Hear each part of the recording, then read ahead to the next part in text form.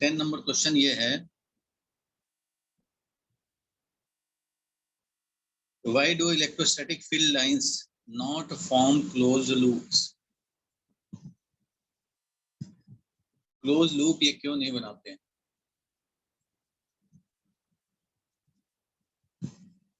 तो बताओ भाई, क्यों क्लोज लूप नहीं बनाते हैं? क्योंकि ये इलेक्ट्रिक फील्ड लाइंस जो होते हैं उनका स्टार्टिंग और टर्मिनेटिंग पॉइंट होता है। स्टार्ट करते हैं from the surface of positive charge और फ्रॉम इंफिनिटी, और टर्मिनेट करते हैं on the surface of negative charge conductor.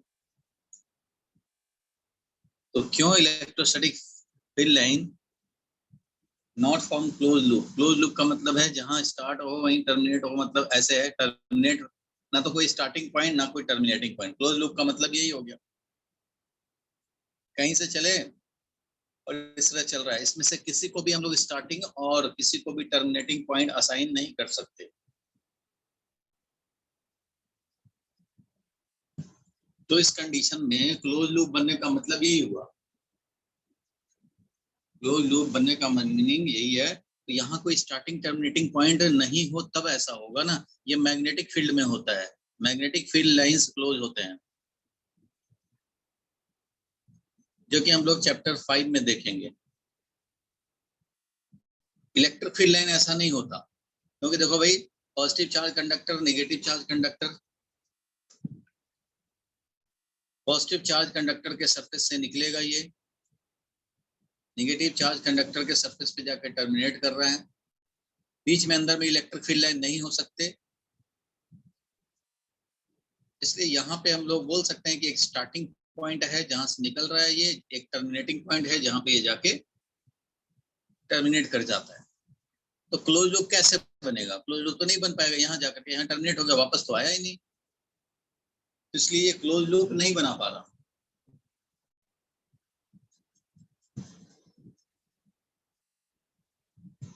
एक चीज और है, देखो यहाँ पे क्लोजिंग का मतलब है जहां से स्टार्ट हुआ वहां वापस आना चाहिए। देखो मैग्नेट में ऐसा होता है, जरा समझो इस बात को। मैग्नेट में एक नॉर्थ है एक साउथ है, तो यहाँ से निकलेगा फील्ड लाइन और यहाँ से एंटर करेगा, और अंदर भी फील्ड होता है, क्लोज लूप बनाते हैं। ये मैग्नेटिक फील्ड लाइन में ऐसा होता है, नॉर्थ से निकलता और साउथ से एंटर करता है, टर्मिनेट नहीं करता साउथ पे, एंटर करता है। और ये नॉर्थ से निकलता है, ये स्टार्टिंग नहीं करता, स्टार्टिंग नहीं है, निकलता हुआ अपीयर होगा। नॉर्थ से स्टार्ट होता है और साउथ पे टर्मिनेट होता है, ऐसी बात नहीं है। ये नॉर्थ से निकलता हुआ नजर आता है और यहाँ पे साउथ में एंटर करता हुआ, लेकिन बीच में गायब नहीं हो जाता है, बीच में भी ये एग्जिस्ट करता है।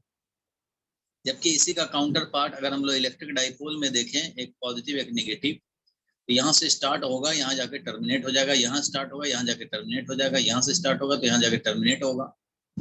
मीन्स हम लोग बोल सकते हैं यहाँ से निकल रहा है, यहाँ से स्टार्ट हो रहा है, यहाँ जाके टर्मिनेट हो रहा है। तो यहाँ पे कोई क्लोज लूप बनाने का मतलब नहीं है। Electric field lines does not follow, does not form closed loop, but magnetic field lines close loop बनाते हैं। इसमें कोई स्टार्टिंग या टर्मिनेटिंग पॉइंट हम लोग असाइन नहीं कर सकते, ठीक है। तो ऐसा हम लोग लिख सकते हैं, there are starting and terminating point, starting and terminating point in case of electric field lines. Hence, it does not follow, it does not form closed loops. ये क्लोज लूप नहीं बनाते, ठीक है। ये इनका ये बेसिक डिफरेंस है between electric and magnetic field में। बहुत सारे डिफरेंस और सिमिलरिटी रहे हैं इलेक्ट्रिक और मैग्नेटिक फील्ड लाइंस में, जिसमें से एक ये इंपॉर्टेंट डिफरेंस है। और कौन था क्वेश्चन नंबर भाई? तो इसके बाद 19 नंबर क्वेश्चन था। चलो भाई 19 नंबर पे चलते हैं हम लोग। देखो 19 नंबर क्वेश्चन क्या था?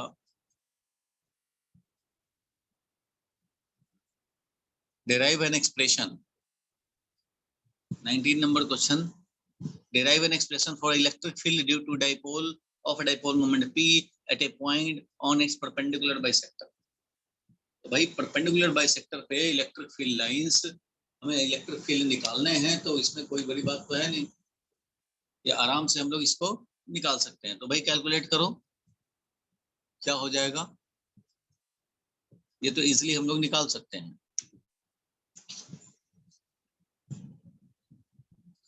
Derive an expression for electric field lines due to dipole of dipole moment, और वो है परपेंडिकुलर बाइसेक्टर पे निकालना है। तो ये है डाइपोल मोमेंट, ये है परपेंडिकुलर बाइसेक्टर, और निकालना है इलेक्ट्रिक फील्ड। तो ये सब काम हम लोग पहले कर चुके हैं। नेगेटिव चार्ज है, यहाँ पॉजिटिव चार्ज है, तभी ऐसा हमारा डाइपोल बनेगा।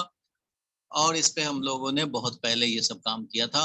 पॉजिटिव है तो रिपेल करेगा इलेक्ट्रिक फील्ड इस डायरेक्शन में, पॉजिटिव वाले का, और निगेटिव वाला क्योंकि ये इस तरह दिखेगा, ये निगेटिव वाले का इलेक्ट्रिक फील्ड है। दोनों ही आर आर सेपरेशन पे होंगे, इधर एल है तो इधर एल है। सपोज करेंगे P is equal to Q into 2L है।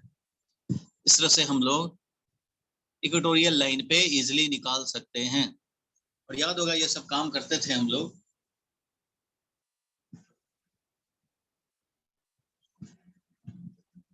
तो देखो भाई ये थीटा एंगल है, ये भी थीटा एंगल है, और इससे हम लोग डाइपोल मोमेंट पे, डाइपोल मोमेंट के चलते हम लोग इसके इक्वेटोरियल लाइन पे निकालेंगे। तो ये आता था रिजल्ट, याद होगा, electric field due to positive charge plus electric field due to negative charge. करेंगे तो यहाँ पे E नॉट वैल्यू, ये भी E not value, E not cos theta, E not cos theta add up हो जाते हैं, और 2 E नॉट cos थीटा आता था। और फाइनली इसको इवेलुएट करते थे तो ये आता था -P upon 4 pi epsilon not और x square plus L square का पावर 3/2। ये मिलता था electric field on the equatorial line at distance x। ये मिलता an electric dipole. 31 number question देखा जाए। An electric dipole of a dipole moment P is placed in uniform electric field E. Obtain expression for the torque experienced by the dipole and identify the two pairs of perpendicular vectors in the expression. यहाँ देखो भाई, dipole moment P को रखा है uniform electric field में, तो uniform electric field तो ऐसे दिखा दोगे, और इसमें हम लोगों ने डाइपोल मोमेंट रख दिया है। अब इस पे टॉर्क की बात करते हैं हम लोग, तो भाई ये है समझो डाइपोल मोमेंट, प्लस है इधर माइनस है इधर। इस पे एक पेयर ऑफ वेक्टर तो मिल गया तुम्हें, पॉजिटिव चार्ज पे लगने वाला फोर्स, नेगेटिव चार्ज पे लगने वाला फोर्स, दोनों इक्वल एंड अपोजिट हैं। तो डाइपोल के पॉजिटिव पे लगने वाला फोर्स और डाइपोल के नेगेटिव पे लगने वाला फोर्स पैरेलल में है, अपोजिट डायरेक्शन में है। इस तरह से ये बन गया इलेक्ट्रिक डाइपोल P रखा है भाई। ऑब्टेन एक्सप्रेशन फॉर टॉर्क, तो टॉर्क का एक्सप्रेशन हम लोगों ने ऑब्टेन किया था, याद होगा, कपल ऑफ फोर्स बनता था, और एक फोर्स का value multiplied by perpendicular distance. Perpendicular distance कितना होगा, तो अगर ये L है और ये थीटा एंगल पे है, तो ये है perpendicular distance between the two line of force. याद होगा टॉर्क बताया था भाई, जिसने क्लास नहीं किया होगा उसको परेशानी होगी, और बिल्कुल परेशानी होना चाहिए भी। ये है L sin थीटा, तो perpendicular distance is L sin theta QE, और इनटू L sin थीटा हम लोग का टॉर्क का वैल्यू होता था, वैल्यू। तो ये Q इंटू L को हम लोग डाइपोल मोमेंट बोल सकते हैं, डाइपोल मोमेंट का वैल्यू, और E into sine theta, it means dipole moment value into E sin theta, ऐसा मैग्नीट्यूड हो गया। अगर वेक्टर फॉर्म में लिखेंगे तो क्या लिखेंगे, तो वेक्टर फॉर्म में लिखते हैं तो ये लिखते हैं P क्रॉस E।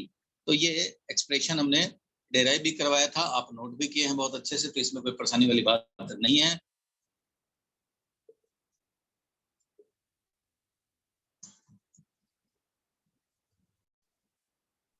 सर इसमें ये identified two pairs of perpendicular vector वाला नहीं समझ आया था। क्या कह रहे हो सर? इसी में जो क्वेश्चन में आगे दिया हुआ है ना, identified two pairs of perpendicular vectors, ये नहीं आया था। Identify two pairs of perpendicular vector in the expression, two pairs of perpendicular vector in the expression. इस एक्सप्रेशन में दो परपेंडिकुलर वेक्टर, तो देखो भाई परपेंडिकुलर वेक्टर एक तो टॉर्क हो गया perpendicular to the dipole moment, और एक हो गया torque is perpendicular to electric field. ये तो वेक्टर का जनरल सिंपल इंफॉर्मेशन है भाई कि जब भी क्रॉस प्रोडक्ट लेते हैं दो वेक्टर्स में तो जो रिजल्ट आता है टॉर्क आएगा यहाँ रिजल्ट। ये जो रिजल्ट होता है वो दोनों वेक्टर के प्लेन के परपेंडिकुलर होता है, ये तो जानते ही हो। अगर ये वेक्टर P है और ये वाला अगर E है तो इनसे बना हुआ ये प्लेन, ये वाला जो प्लेन है इसके परपेंडिकुलर ही होगा P cross E। P cross E जो है हमारा यानी कि टॉर्क, वो perpendicular to torque is perpendicular to E vector and torque is perpendicular to P vector. So we have two pairs of perpendicular vectors. समझ में आ गया। पैरेलल वाला का बात करते तो दो फोर्स हो जाते, ये पैरेलल वाला है। परपेंडिकुलर में ये दो हमें पेयर मिल रहे हैं। इन द एक्सप्रेशन बोला ना, in the expression identify two pairs of perpendicular vector in the expression. तो जो एक्सप्रेशन ऑब्टेन किए हो इसमें दो परपेंडिकुलर वेक्टर्स को आइडेंटिफाई करना है। तो भाई दो परपेंडिकुलर वेक्टर यही तो होंगे, टॉर्क और पी और टॉर्क और ई, क्योंकि पी और ई से बने हुए प्लेन के परपेंडिकुलर होता है। ये वाला देखो अगर एक्स एक्सिस में है तो ये वाला ई माइनस जेड एक्सिस में है और ये वाला वाई एक्सिस। समझ गया? बोलो भाई। Yes sir, Bhuvnesh, yes sir. Tanya समझ रहे हो?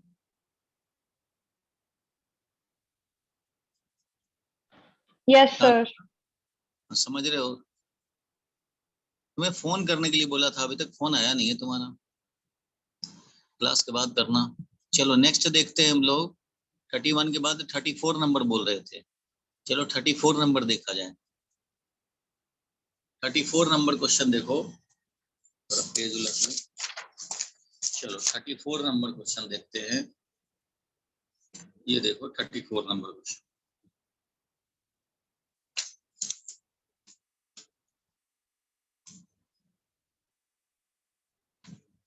Define torque acting on a dipole of dipole on a P placed in uniform electric field E.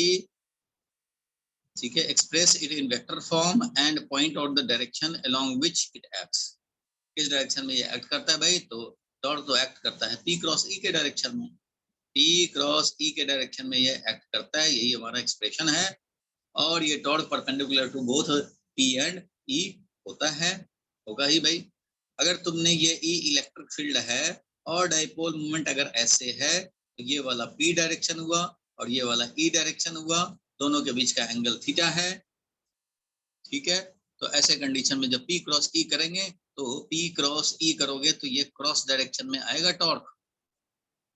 P cross E का मतलब है क्रॉस में टॉर्क का डायरेक्शन आना। राइट हैंड स्क्रू रूल लगाओ, स्क्रू लगाओ और देखो P क्रॉस E करने से हमें क्रॉस डायरेक्शन में मिलेगा।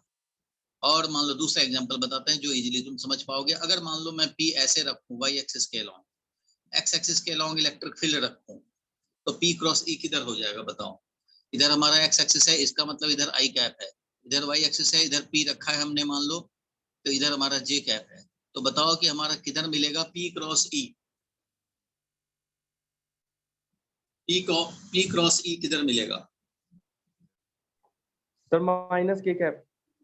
अलोंग माइनस के कैप, क्योंकि P क्रॉस E मतलब J क्रॉस I जैसा है, डायरेक्शन जो होगा J क्रॉस I का होगा। J क्रॉस I होता है माइनस के cap. Right hand screw rule भी लगाओगे तो भी J क्रॉस I करोगे माइनस के कैप मिलेगा। इसका मतलब इस डायरेक्शन में टॉर्क होगा। तो इसी डायरेक्शन के टॉर्क को हम लोग बोल रहे हैं क्रॉस डायरेक्शन। क्योंकि देखो भी E यहाँ दिखा दिया, P को ऐसे दिखा दिया, इसका जो डायरेक्शन होगा निगेटिव Z डायरेक्शन, उसको कैसे दिखाएंगे? क्रॉस में दिखाएंगे।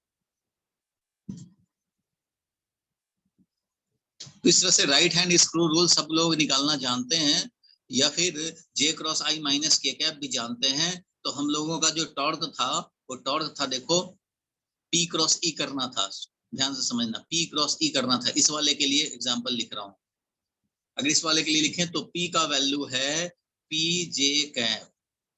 P का वैल्यू क्या लिखेंगे? तो P J कैप। और क्रॉस E का वैल्यू लिखूंगा मैं E I कैप। और इससे हमें क्या मिल जाएगा भाई? तो PE तो मिल जाएगा और साइन है दोनों के बीच में 90 डिग्री, और ये J क्रॉस I होता है माइनस के कैप, इसलिए ये मिल जाएगा हमें PE माइनस में। ये हो गया टॉर्क का डायरेक्शन। ठीक है, ओनली पी लिखा हुआ है, इसका मतलब वेक्टर का वैल्यू है, ये वैल्यू है, डायरेक्शन तो अलग से हम लोगों ने यूनिट वेक्टर से दिखा ही रखा है। तो इस तरह से डायरेक्शन होगा। एक्सप्रेशन देखो, express it in the vector form and point out the direction along which it acts. तो भाई टॉर्क एक्ट करता है along P cross E। Always P is in the direction of P cross E। Torque will be in the direction of P cross E that is perpendicular to the plane containing P and E। P और E से बने हुए plane के perpendicular. अगर ये है हमारा P और ये अगर हो जाए E, तो P और E से बना हुआ प्लेन, अभी हम लोगों ने थोड़ी देर पहले डिस्कस भी किया था भाई, P और E से बना हुआ प्लेन इसके परपेंडिकुलर ही होगा। तो P इधर है, E इधर है, तो P क्रॉस E इस डायरेक्शन में हो जाएगा। ये होगा टॉर्क का direction in the direction of P cross E। ये वाला E वेक्टर है और ये वाला P वेक्टर, ये बना प्लेन। तो ये तो खैर आप समझते हैं भाई, इसमें तो कोई परेशानी नहीं है। देखो सब लोग क्लास में आते हैं, क्लास अटेंड करते हैं, फिर चले जाते हैं। अब इसमें किसी के 90% किसी को समझ में आते हैं, किसी को 95% समझ में आते हैं।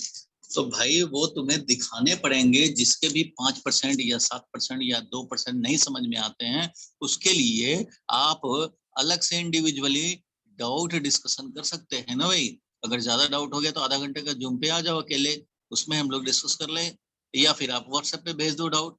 कुछ तो करने पड़ेंगे तान्या। अगर किसी को समझ में नहीं आता है, रोशन हो या भुवनेश, जिसको भी कुछ भी प्रॉब्लम होता है 10% समझने का, 5% समझने का, 2% समझने का, तो उसके लिए क्या एफर्ट दिखा रहा है वही तो तुम्हें आगे बढ़ाएगा। अगर इसका पंक्चर नहीं लगाया तुमने तो आगे गाड़ी स्मूथ नहीं चलेगी और आपको जिस मंजिल पे पहुंचना है आप नहीं पहुंच पाएंगे। इसलिए इवन इफ आप इंडिविजुअली भी पूछ सकते हैं, ऑप्शन है आपके पास। क्लास में अगर नहीं पूछने का मन करता हो तो आप इंडिविजुअली अलग से भी तो पूछ सकते हैं। लेकिन आप ऐसे नॉन यूनिफॉर्म, ना डायरेक्शन सेम ना मैग्नीट्यूड सेम। तो ये नॉन यूनिफॉर्म है तो कोई बात नहीं है, डाइपोल ही तो है। डाइपोल आप जहां रखोगे, जहां भी रखोगे वहां का फील्ड काउंट होगा। यहाँ पे फील्ड ऐसे है, डाइपोल मोमेंट ऐसे है, तो तुम्हें जो टॉर्क मिलेगा वो P dipole moment cross E कहाँ का, जिस लोकेशन पे रखा है डाइपोल वहां का। यहाँ का फील्ड नहीं, यहाँ का फील्ड नहीं, यहाँ का फील्ड नहीं, जहाँ है डाइपोल वहीं का फील्ड हमें चाहिए। तो इसलिए जब यहाँ डाइपोल रहेगा तो कोई और कुछ और टॉर्क लगेगा, जब यहाँ आ जाएगा वही डाइपोल तो कुछ और टॉर्क लगेगा, यहाँ आ जाएगा वही डाइपोल तो कुछ और टॉर्क लगेगा। अगर जहाँ पे मान लो है वहां पे फील्ड के डायरेक्शन में ही ओरिएंटेशन है तो जीरो टॉर्क भी लगेगा, क्योंकि P इधर और E भी इधर। तो जब P और E सेम ही डायरेक्शन में हो जाएगा तो जीरो टॉर्क भी हो जाएगा। अगर मान लो यहाँ पे P ऐसे रख दिए, E ये है, यहाँ पे E E1 है, यहाँ E E2 है, तो यहाँ पे P क्रॉस E2 लग जाएगा यहाँ पे, तो यहाँ का अलग हो गया। तो कहीं पे भी रखोगे तो नॉन यूनिफॉर्म फील्ड है, तो हमें देखना ये कि जहां रखा है वहां का फील्ड को यूज करें। E will be electric field at the location of dipole, at the location of dipole, dipole के लोकेशन पर का इलेक्ट्रिक फील्ड को यूज करेंगे। ठीक है भाई, नॉन यूनिफॉर्म के केस में। ठीक है, what would happen if the external field is increasing parallel to P and anti-parallel to P? The P के डायरेक्शन में अगर हमारा इंक्रीज कर रहा हो, या फिर एंटी पैरेलल मतलब अपोजिट टू P अगर हमारा फील्ड इंक्रीज हो रहा हो, तो चलो भाई एक है, समझो ये डाइपोल मोमेंट है, ऐसा सोचे हम लोग, ये डाइपोल मोमेंट है भाई। क्वेश्चन कह रहा है भाई कि हमारा डाइपोल के डायरेक्शन में इलेक्ट्रिक फील्ड इंक्रीज हो तो क्या हो। If external field is increasing, increase हो रहा हो डाइपोल के पैरेलल, तो ठीक है भाई, डाइपोल के पैरेलल ये इलेक्ट्रिक फील्ड है, ये इलेक्ट्रिक फील्ड है भाई। तो यहाँ पे इलेक्ट्रिक फील्ड ऐसे है और यहाँ पे आते आते इलेक्ट्रिक फील्ड और इंक्रीज हो गया, यहाँ पे आकर के इलेक्ट्रिक फील्ड समझो और इंक्रीज हो गया, और क्राउडिंग बढ़ा दे रहा हूँ मतलब और इंक्रीज हो गया। तो इस कंडीशन में जो फोर्स लगेगा, यहाँ निगेटिव चार्ज है भाई, यहाँ पॉजिटिव चार्ज है भाई, तो यहाँ पे स्ट्रॉन्गर फील्ड है, यहाँ पे Q इंटू E स्ट्रॉन्गर, और यहाँ जो फोर्स लगेगा इस पे अपोजिट डायरेक्शन में वो होगा Q into E weaker field, यहाँ स्ट्रॉन्गर फील्ड, इसलिए ये ज्यादा बड़ा फोर्स होगा, ये छोटा, ये 6 न्यूटन का, ये 10 न्यूटन का फोर्स। तो ओवरऑल डाइपोल पे क्या होगा भाई, तो overall there will be net force on the dipole. क्यों? क्योंकि डाइपोल के अलोंग फील्ड इज इंक्रीजिंग, और फील्ड इसका मतलब इधर स्ट्रॉन्गर फील्ड है, अकॉर्डिंग टू फर्स्ट पार्ट इधर स्ट्रॉन्गर फील्ड है, इधर वीकर फील्ड है। तो जहां स्ट्रॉन्गर फील्ड है वहां का चार्ज पे ज्यादा फोर्स लगेगा, तो जो डाइपोल था निगेटिव चार्ज पे कम फोर्स लग रहा है अपोजिट में, और पॉजिटिव पे फील्ड के डायरेक्शन में लार्जर फोर्स लग रहा है। सो नेट फोर्स मान लो यहाँ पे कि ये अगर 10 न्यूटन है, यानी कि 10 आई कैप हो गया, ये वाला -6 आई कैप हो गया, तो नेट हमें मिल जाएगा कितना भाई, तो 10 - 6 आई कैप, इट मींस कितना मिल गया, 4 आई कैप। तो ये 4 आई कैप से ये क्या होगा, डाइपोल एक्सेलरेट भी करेगा, means along the field it will accelerate, क्योंकि नेट फोर्स आ गया राइटवर्ड डायरेक्शन में, तो इट विल एक्सेलरेट। तो dipole moment system will accelerate due to F net, जो भी एफ नेट इस पे मिलेगा तो उसके चलते ये एक्सेलरेट करेगा। क्लियर है यहाँ तक?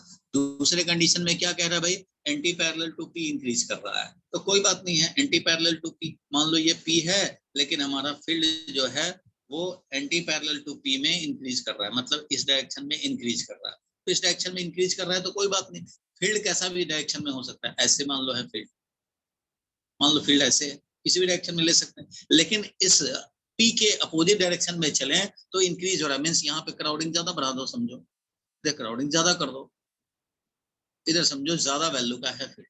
तो सिंपल सी बात यह है कि अब हमें निगेटिव वाले चार्ज पे ज्यादा फोर्स लगेगा, ये निगेटिव चार्ज है, इधर हमारा मान लो पॉजिटिव चार्ज है, तो पॉजिटिव चार्ज पे ऐसे फोर्स लगेगा फील्ड के डायरेक्शन में, but smaller force, Q into E weak, और यहाँ पे ये निगेटिव चार्ज है और फील्ड के अपोजिट में फोर्स लगेगा, लेकिन लार्ज फोर्स लगेगा, ये ऐसे लग जाएगा भाई, तो यहाँ पे लग जाएगा ये Q into E स्ट्रॉन्गर, कितने वैल्यू का इधर लगेगा, और ये छोटे से वैल्यू का इधर लगेगा, और ये टोटल सिस्टम अपना ये है, टोटल डाइपोल सिस्टम जो हमारा वो ये है,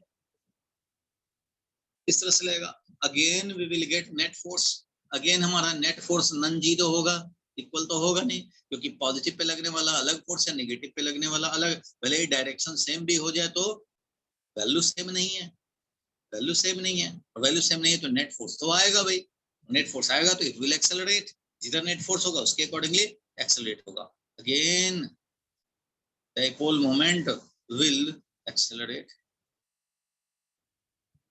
ये एक्सेलरेट होगा, और इसका एक्सेलरेशन का वैल्यू हम लोग चाहें तो net force divided by overall mass of the dipole बोल सकते हैं।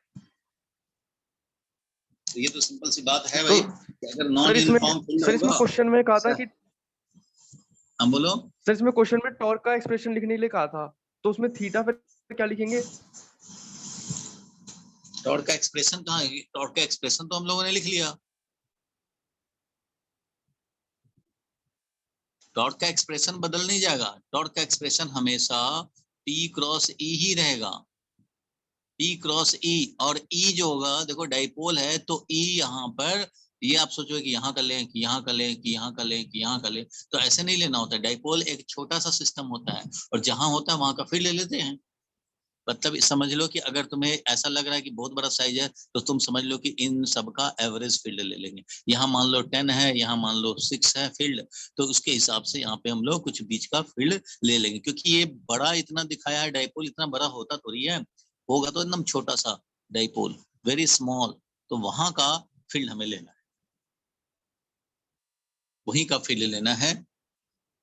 नॉन यूनिफॉर्म फील्ड होगा तो देखो इसका आंसर में मैं देखता हूँ, इसका आंसर में क्या लिखा है, 34 नंबर है, आपके पास भी तो आंसर होगा, मैंने तो क्वेश्चन पढ़ के जो हमें डिस्कस करना था मैंने कर दिया, 34 का एक बार आंसर देख लेते हैं। चलो आंसर में शायद कोई कुछ और भी लिखा हो तो एक एक्स्ट्रा इन्फॉर्मेशन भी मिल जाएगा। देखो इसमें क्या लिखा है वो जरा हम लोग देखा जाए। 34 में लिखा electric dipole moment P is placed along the direction making angle theta direction, then the torque acting on the dipole is defined as P cross E, its direction will be perpendicular to both P and E, ठीक है। If the field is non uniform, किसी बच्चे से लिया है हमने तो अपना पढ़ा होगा। If the field is non uniform then there will be net force. अच्छा, नॉन यूनिफॉर्म होगा तो नेट फोर्स होगा, होता ही है भाई। On the dipole in addition to the torque, torque और नेट फोर्स दोनों ही होगा। टॉर्क अपना रोटेट कराने का काम करेगा और नेट फोर्स ट्रांसलेशनल एक्सेलरेशन कराने का काम करेगा। टॉर्क अपना जो लगेगा, टॉर्क भाई अब इन दोनों का अपना अपना लगेगा, और नेट टॉर्क लगेगा, उससे रोटेशनल इफेक्ट भी आएगा और ट्रांसलेशनल इफेक्ट भी आएगा। खुद सोचो, एक पे ज्यादा फोर्स लगाएं, एक पे कम लगाएं, तो इसका ओवरऑल इधर ट्रांसलेशनल मोशन भी होगा और ये रोटेट करता हुआ जाएगा, translational plus rotational. It means in addition to the torque there will be net force on the dipole in addition to the torque. Torque जो लगना है वो तो लगना है P cross E at the location of dipole, ये तो torque लगना ही लगना है। लेकिन अगर नॉन यूनिफॉर्म फील्ड है तो एक एक्स्ट्रा तुम्हें नेट फोर्स भी मिल गया। So in addition to torque, there will be net force on the dipole, and the resulting motion would be a combination of translational and rotational motion. मतलब ये एक overall acceleration भी करेगा और torque लग रहा है उससे rotate भी करेगा। अब मान लो हमने ऐसा फील्ड था और हमने डाइपोल भी ऐसा रखा, ऐसे रखा डाइपोल, तो इस पे तो टॉर्क जीरो हो जाएगा क्योंकि ई के डायरेक्शन में ही हमारा पी है, तो टॉर्क जीरो हो जाएगा। बट नेट फोर्स तो आएगा क्योंकि इधर से इधर वाला ज्यादा स्ट्रांग है, ये ज्यादा स्ट्रांग है, ये कम स्ट्रांग है, तो नेट फोर्स आएगा। तो ओनली ट्रांसलेशनल मोशन। अगर ऐसे रखेंगे तो ओनली ट्रांसलेशनल मोशन, ऐसे रखेंगे तो translational as well as rotational. चलो नहीं समझे, कम समझे, कोई बात नहीं है। एक एग्जाम्पल से मैं बताता हूँ तुम्हें, इसमें तो एग्जाम्पल नहीं लिखा हुआ लेकिन मैं तुम्हें एग्जाम्पल से बताता हूँ। देखो दोनों का इफेक्ट होने हैं भाई। एक तो नेट टॉर्क आया उससे एक्सेलरेट होगा, नेट फोर्स आया उससे एक्सेलरेट होगा, लीनियर एक्सेलरेशन। टॉर्क आया उससे हमारा रोटेट करने का टेंडेंसी होगा। एग्जांपल मैं दूसरा लेता हूं, देखो एक दूसरा एग्जांपल लेता हूं। एक है पॉइंट चार्ज। पॉइंट चार्ज का फील्ड तो ऑब्वियसली नॉन यूनिफॉर्म ही होता है, ये नॉन यूनिफॉर्म फील्ड है, ये अलग से क्वेश्चन आ भी सकता है, ठीक है, ये अलग से क्वेश्चन आ भी सकता है।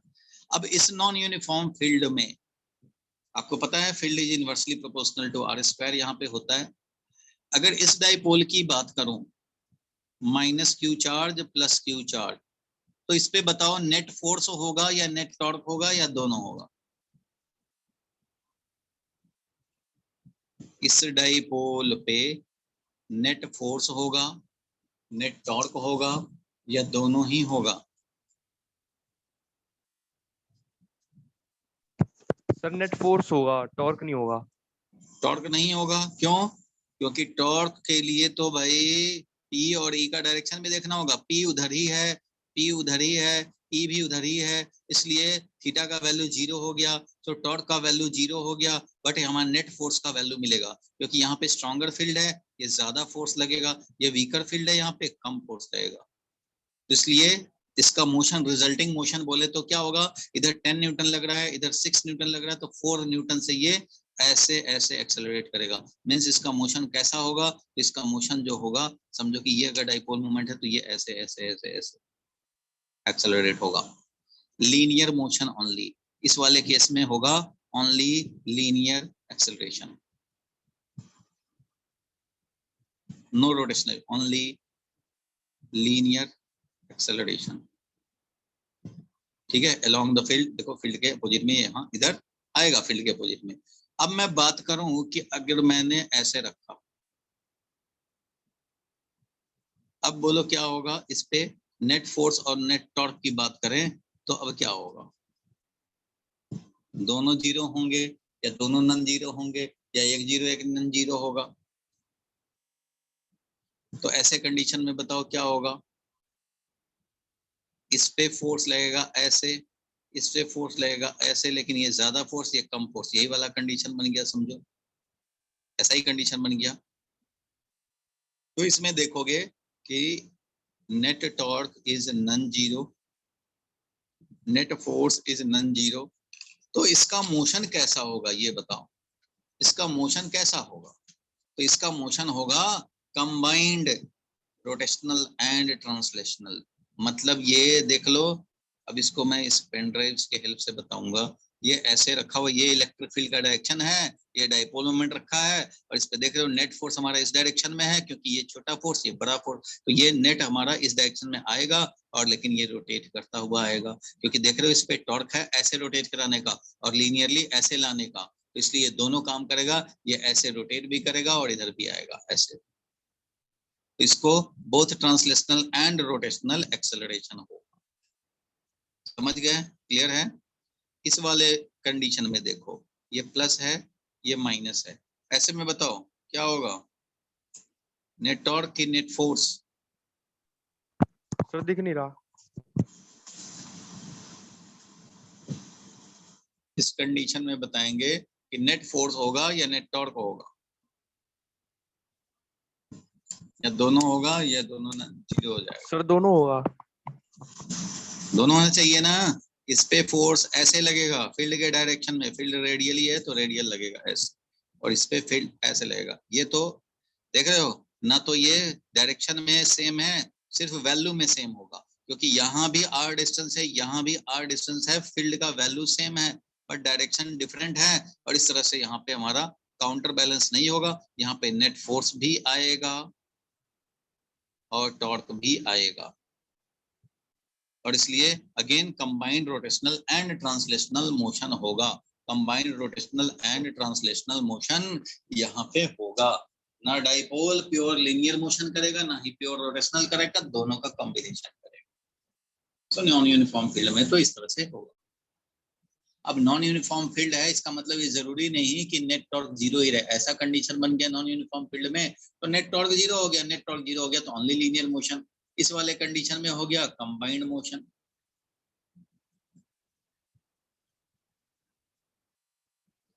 बोलो अब तो क्लियर है? बोलो भाई। अतुल, तुमको तो कम समझ में आ रहा होगा। यस सर, फिर से बता देते एक बार। तान्या ठीक है ना? हाँ, तो पहले वाला चैप्टर जिसका छूटेगा, कुछ क्लास Yes, छूटेंगे तो sir. उसका तो भाई गड़बड़ होगा ही। चलो आगे और कौन सा डाउट था भाई? तो और डाउट था, और कौन सा डाउट लिखवाया था? अच्छा, और लिखवाया था तुमने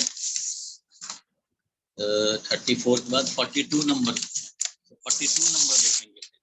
चलो 42 नंबर देखा जाए, रख लेता हूँ 42 नंबर। क्वेश्चन है,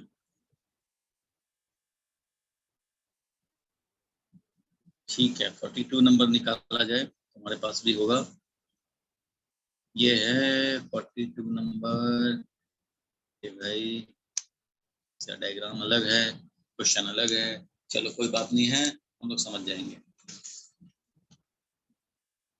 चलो भाई इसको सॉल्व किया जाए, क्वेश्चन जो कह रहा है उसके अकॉर्डिंगली काम करेंगे। क्वेश्चन पहले समझा जाए। क्वेश्चन है hollow cylindrical box of length 1 metre and area 25 centimetre square is placed in a 3-dimensional coordinate system as shown in figure। इसका डायग्राम है ये है डायग्राम। तो पहले मैं डायग्राम को नोट कर लेता हूँ। ये y है, इधर z है, और इधर x एक्सिस है, और यहाँ से 1 मीटर पे एक सिलेंडर लिया हुआ है, ले लिया भाई सिलेंडर। चलो भाई इधर x एक्सिस है, कोई बात।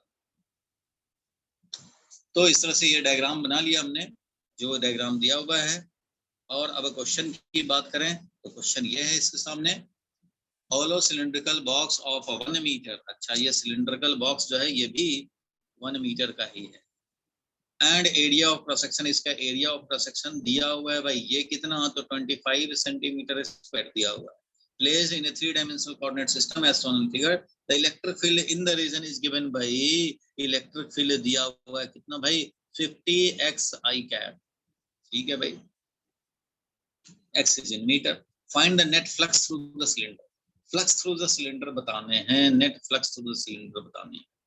तो ये जैसे क्यूब वाला था ना, वैसा ही ये वाला हो गया। कैसे? इलेक्ट्रिक फील्ड देख रहे हो 50x I cap, non uniform field है but direction is fixed x axis के along. I cap means x axis के अलोंग, तो x एक्सिस के अलोंग तो भाई ये डायरेक्शन है, तो डायरेक्शन तो ऐसे दिखा देंगे। ठीक है, इलेक्ट्रिक फील्ड इस तरह से है। अब इसमें करना क्या है, तो इसमें क्वेश्चन में कह रहा है कि फ्लक्स निकालने हैं। तो यहाँ पे देखो कि इस कर्ड सरफेस पे जितना भी एरिया वेक्टर लेंगे वो फील्ड के परपेंडिकुलर होगा। कर्ड सरफेस पे जो भी एरिया वेक्टर लेंगे फील्ड के परपेंडिकुलर, इसलिए जीरो फ्लक्स होगा। सिर्फ फ्लक्स बनेगा ये वाला डिस्क, जो कि कितना होगा, तो यहाँ पे मान लेते हैं E2 फील्ड है, यहाँ पे मान लेते हैं E1 फील्ड है, बिकॉज नॉन यूनिफॉर्म फील्ड है भाई। देख रहे हो एक्स कोऑर्डिनेट के साथ फील्ड बदल रहा है। 50x i कैप है। जिनका ये टॉपिक छूटा होगा उनको नहीं समझ में आएगा, वो थोड़ी देर के लिए पानी पिएंगे, और जब ये टॉपिक खत्म हो जाएगा 10 मिनट और लगेगा डाउट में, उसके बाद मैं चैप्टर 2 का स्टार्ट करूंगा। ठीक है, तो अब देखो यहाँ पे E2 और यहाँ है E1। तो E1 का वैल्यू हमारा 50 इंटू, देखो यहाँ 1 मीटर है, एक्स कोऑर्डिनेट इज 1 मीटर, तो यहाँ पे जो इलेक्ट्रिक फील्ड होगा वो 50 i कैप होगा। एक्स का वैल्यू 1 रख दिया। यहाँ पे जो इलेक्ट्रिक फील्ड है वो क्या है भाई, तो 1 मीटर और 1 मीटर 2 मीटर है, तो 50 into 2 that is 100 i cap है। यहाँ का इलेक्ट्रिक फील्ड E2 जो है वो 100 i कैप है, यहाँ पे ये 50 i कैप है। ठीक है, electric field 100 i cap, electric field 50 i cap. अब हमें निकाल लेने हैं फ्लक्स। तो फ्लक्स का वैल्यू क्या हो जाएगा, तो flux through the cylinder curve surface के लिए तो 0 है, और डिस्क राइट वाला डिस्क के लिए लिखेंगे तो E2 इंटू E2, यहाँ का इलेक्ट्रिक फील्ड E2 इंटू ये एरिया, E2 इंटू एरिया ऐसा लिख देता हूँ, और कॉस है 0 डिग्री इधर का, और इधर का है भाई, तो ये वाला हमारा इलेक्ट्रिक फील्ड E1 है, तो E1 इंटू इसका एरिया वेक्टर इधर लेंगे, तो E1 इंटू एरिया तो उतना ही है, लेकिन यहाँ पे है cos 180 डिग्री, यहाँ पे है cos 180 डिग्री, बिल्कुल है भाई। अब यहाँ से कैलकुलेट हम लोग कर सकते हैं क्या भाई, क्या कैलकुलेशन करके आ जाएगा, तो E2 का वैल्यू है 100, एरिया का वैल्यू 25 सेंटीमीटर, से 25 into 10⁻⁴ metre square, centimetre square था, मीटर स्क्वायर, क्योंकि ये SI में लिखा है तो ये भी SI में लिखेंगे। E2 का वैल्यू है 100, तो ये है एरिया, cos 0 डिग्री 1 हुआ, कोई बात नहीं है, माइनस E1 का वैल्यू है 50, एरिया वही है 25 इंटू 10⁻⁴, और cos 180 था इसलिए -1 किया हुआ है हमने।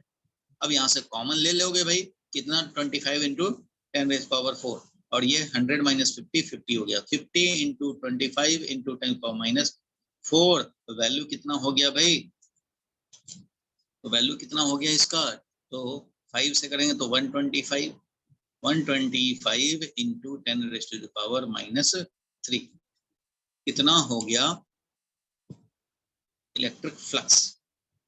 इलेक्ट्रिक फ्लक्स हमारा ये हो गया वैल्यू में, और जब फ्लक्स पता लग गया तो चार्ज इनक्लोज मिल जाएगा, क्योंकि जो फ्लक्स होता है टोटल वो होता है charge enclosed upon epsilon not, इसलिए यहाँ से हम लोग चार्ज इनक्लोज डायरेक्टली लिख सकते हैं। क्या लिख सकते हैं भाई, चार्ज इनक्लोज, तो चार्ज इनक्लोज लिख देंगे इतना into epsilon not, that is 125 into 10⁻³ into epsilon not का वैल्यू डाल देंगे तो हमारा काम हो जाएगा। बस काम तो यही करने हैं। देखने के लिए तो इसका आंसर भी देख सकते हो भाई, 42 नंबर का आंसर देख लिया जाए। 42 का आंसर देख लें तो कैलकुलेशन तुम्हारा कम से कम दिख जाएगा। 42 का डायग्राम ये है, और इसका आंसर ये है। देखो ये आंसर देखो दिखा रहा है, given E is equal to 50x i cap, area है ये 25 10⁻⁴, और electric field is along x axis, so flux will be through this, और एक 50 और EB है 50 इंटू 200। अब देखो फ्लक्स निकाला A के थ्रू, एक डिस्क के लिए तो 50 इंटू 25 180 डिग्री, और एक राइट वाले डिस्क के लिए 100, और ये cos 0 डिग्री। इस तरह से हम लोग का निकल जाएगा। फाइनली फ्लक्स हमें मिल गया, वैल्यू आया 0.125, तो वही तो मिला है हमें, 125 इंटू 10⁻³ मतलब 0.125 ही तो मिला है, तो 0.125 मिला है, बिल्कुल मिला है, 0.125 ही मिला है। और 0.125 मिला है तो using Gauss law charge enclose is 0.125 into epsilon not, 0.125 into epsilon not, 0.125 epsilon not का वैल्यू 8.85 इंटू 10⁻12 होता है, इसलिए इतना कूलम्ब आ गया।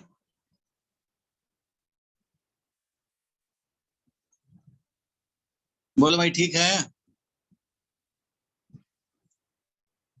ठीक है, बोलो भाई भुवनेश, क्लियर हुआ? सर E2 इसमें 100 आई कैप कैसे हुआ था? अरे क्वेश्चन में तो दिया है ना 50x I cap, electric field is 50x I cap. तो भाई इसका x कोऑर्डिनेट पे डिपेंड कर रहा है ना इलेक्ट्रिक फील्ड।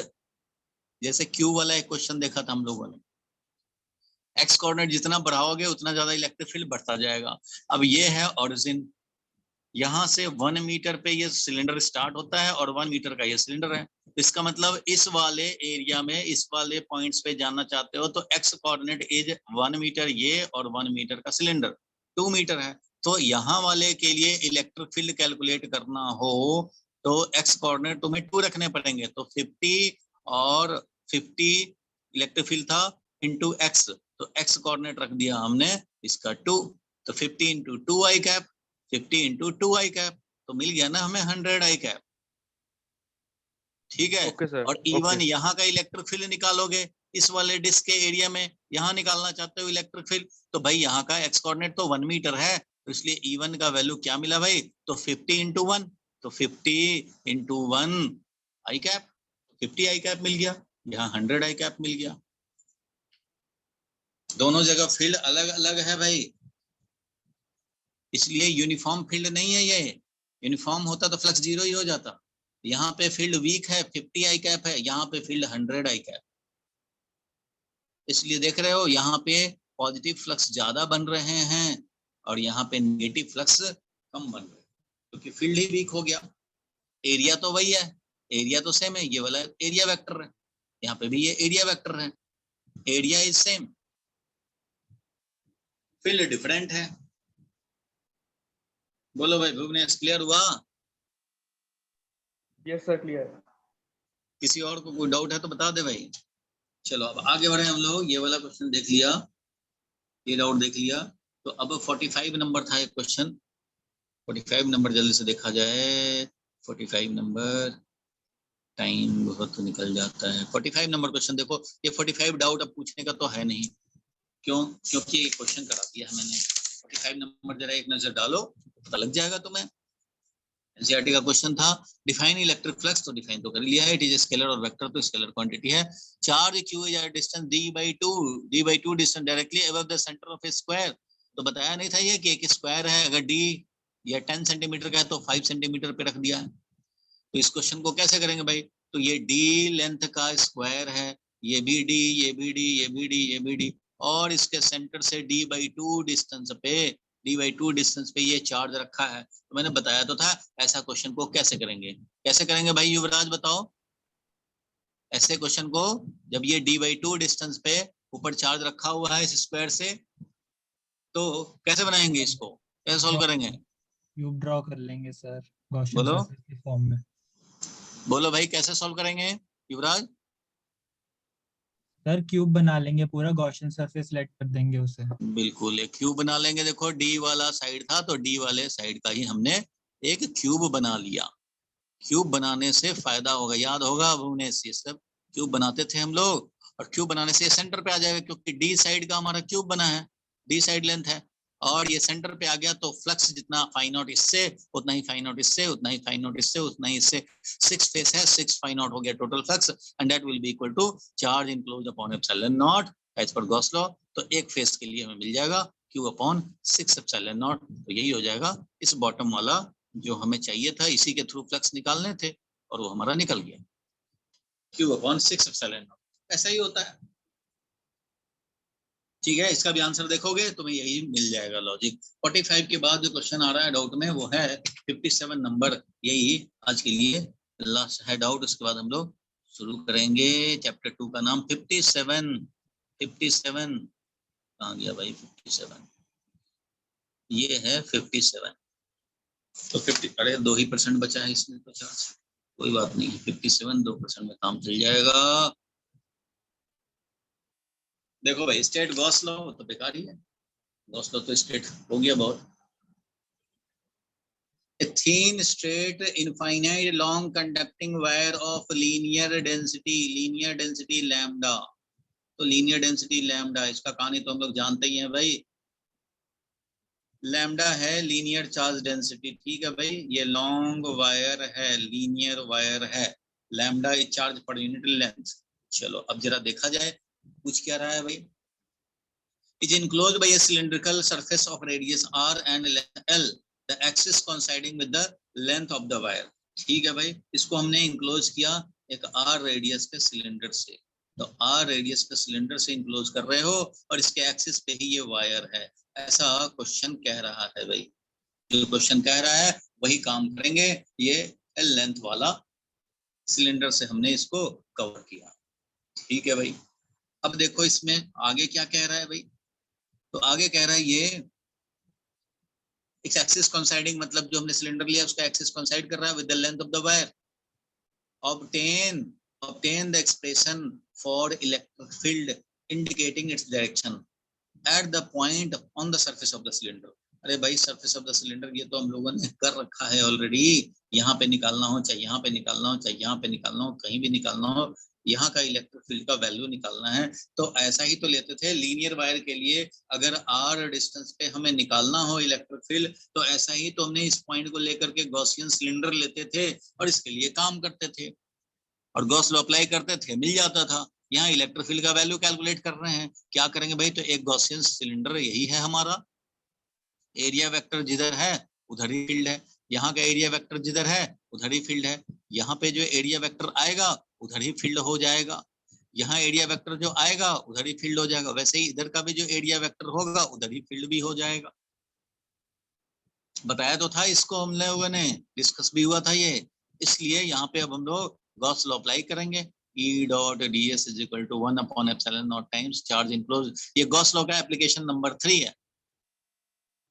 तो इस डिस्क वाले एरिया के लिए तो एरिया वेक्टर इधर है और फील्ड हमारा ऐसे है, फील्ड तो ऐसे हॉरिजॉन्टल में है, इसलिए कोई फ्लक्स नहीं बनेगा। बॉटम वाले के लिए भी, बॉटम वाले डिस्क के लिए भी एरिया फील्ड है हॉरिजॉन्टल में और एरिया है वर्टिकल में। सो कोई यहाँ पे 3 पार्ट करोगे, डिस्क ऊपर वाले के लिए, डिस्क नीचे वाले के लिए और कर्व सरफेस के लिए लिखेंगे तो ये इलेक्ट्रिक फील्ड का वैल्यू, ds का वैल्यू और cos 0 डिग्री उसी डायरेक्शन में है और यही हमें इंटीग्रेट करने हैं पूरे के लिए, is equal to 1 upon epsilon naught times, और चार्ज इनक्लोज कितना होगा तो lambda charge per unit length है, l लेंथ का तुम्हारा गॉसियन सिलेंडर, याद है ना ये भाई, प्रैक्टिस नहीं करोगे गड़बड़ हो जाएगा।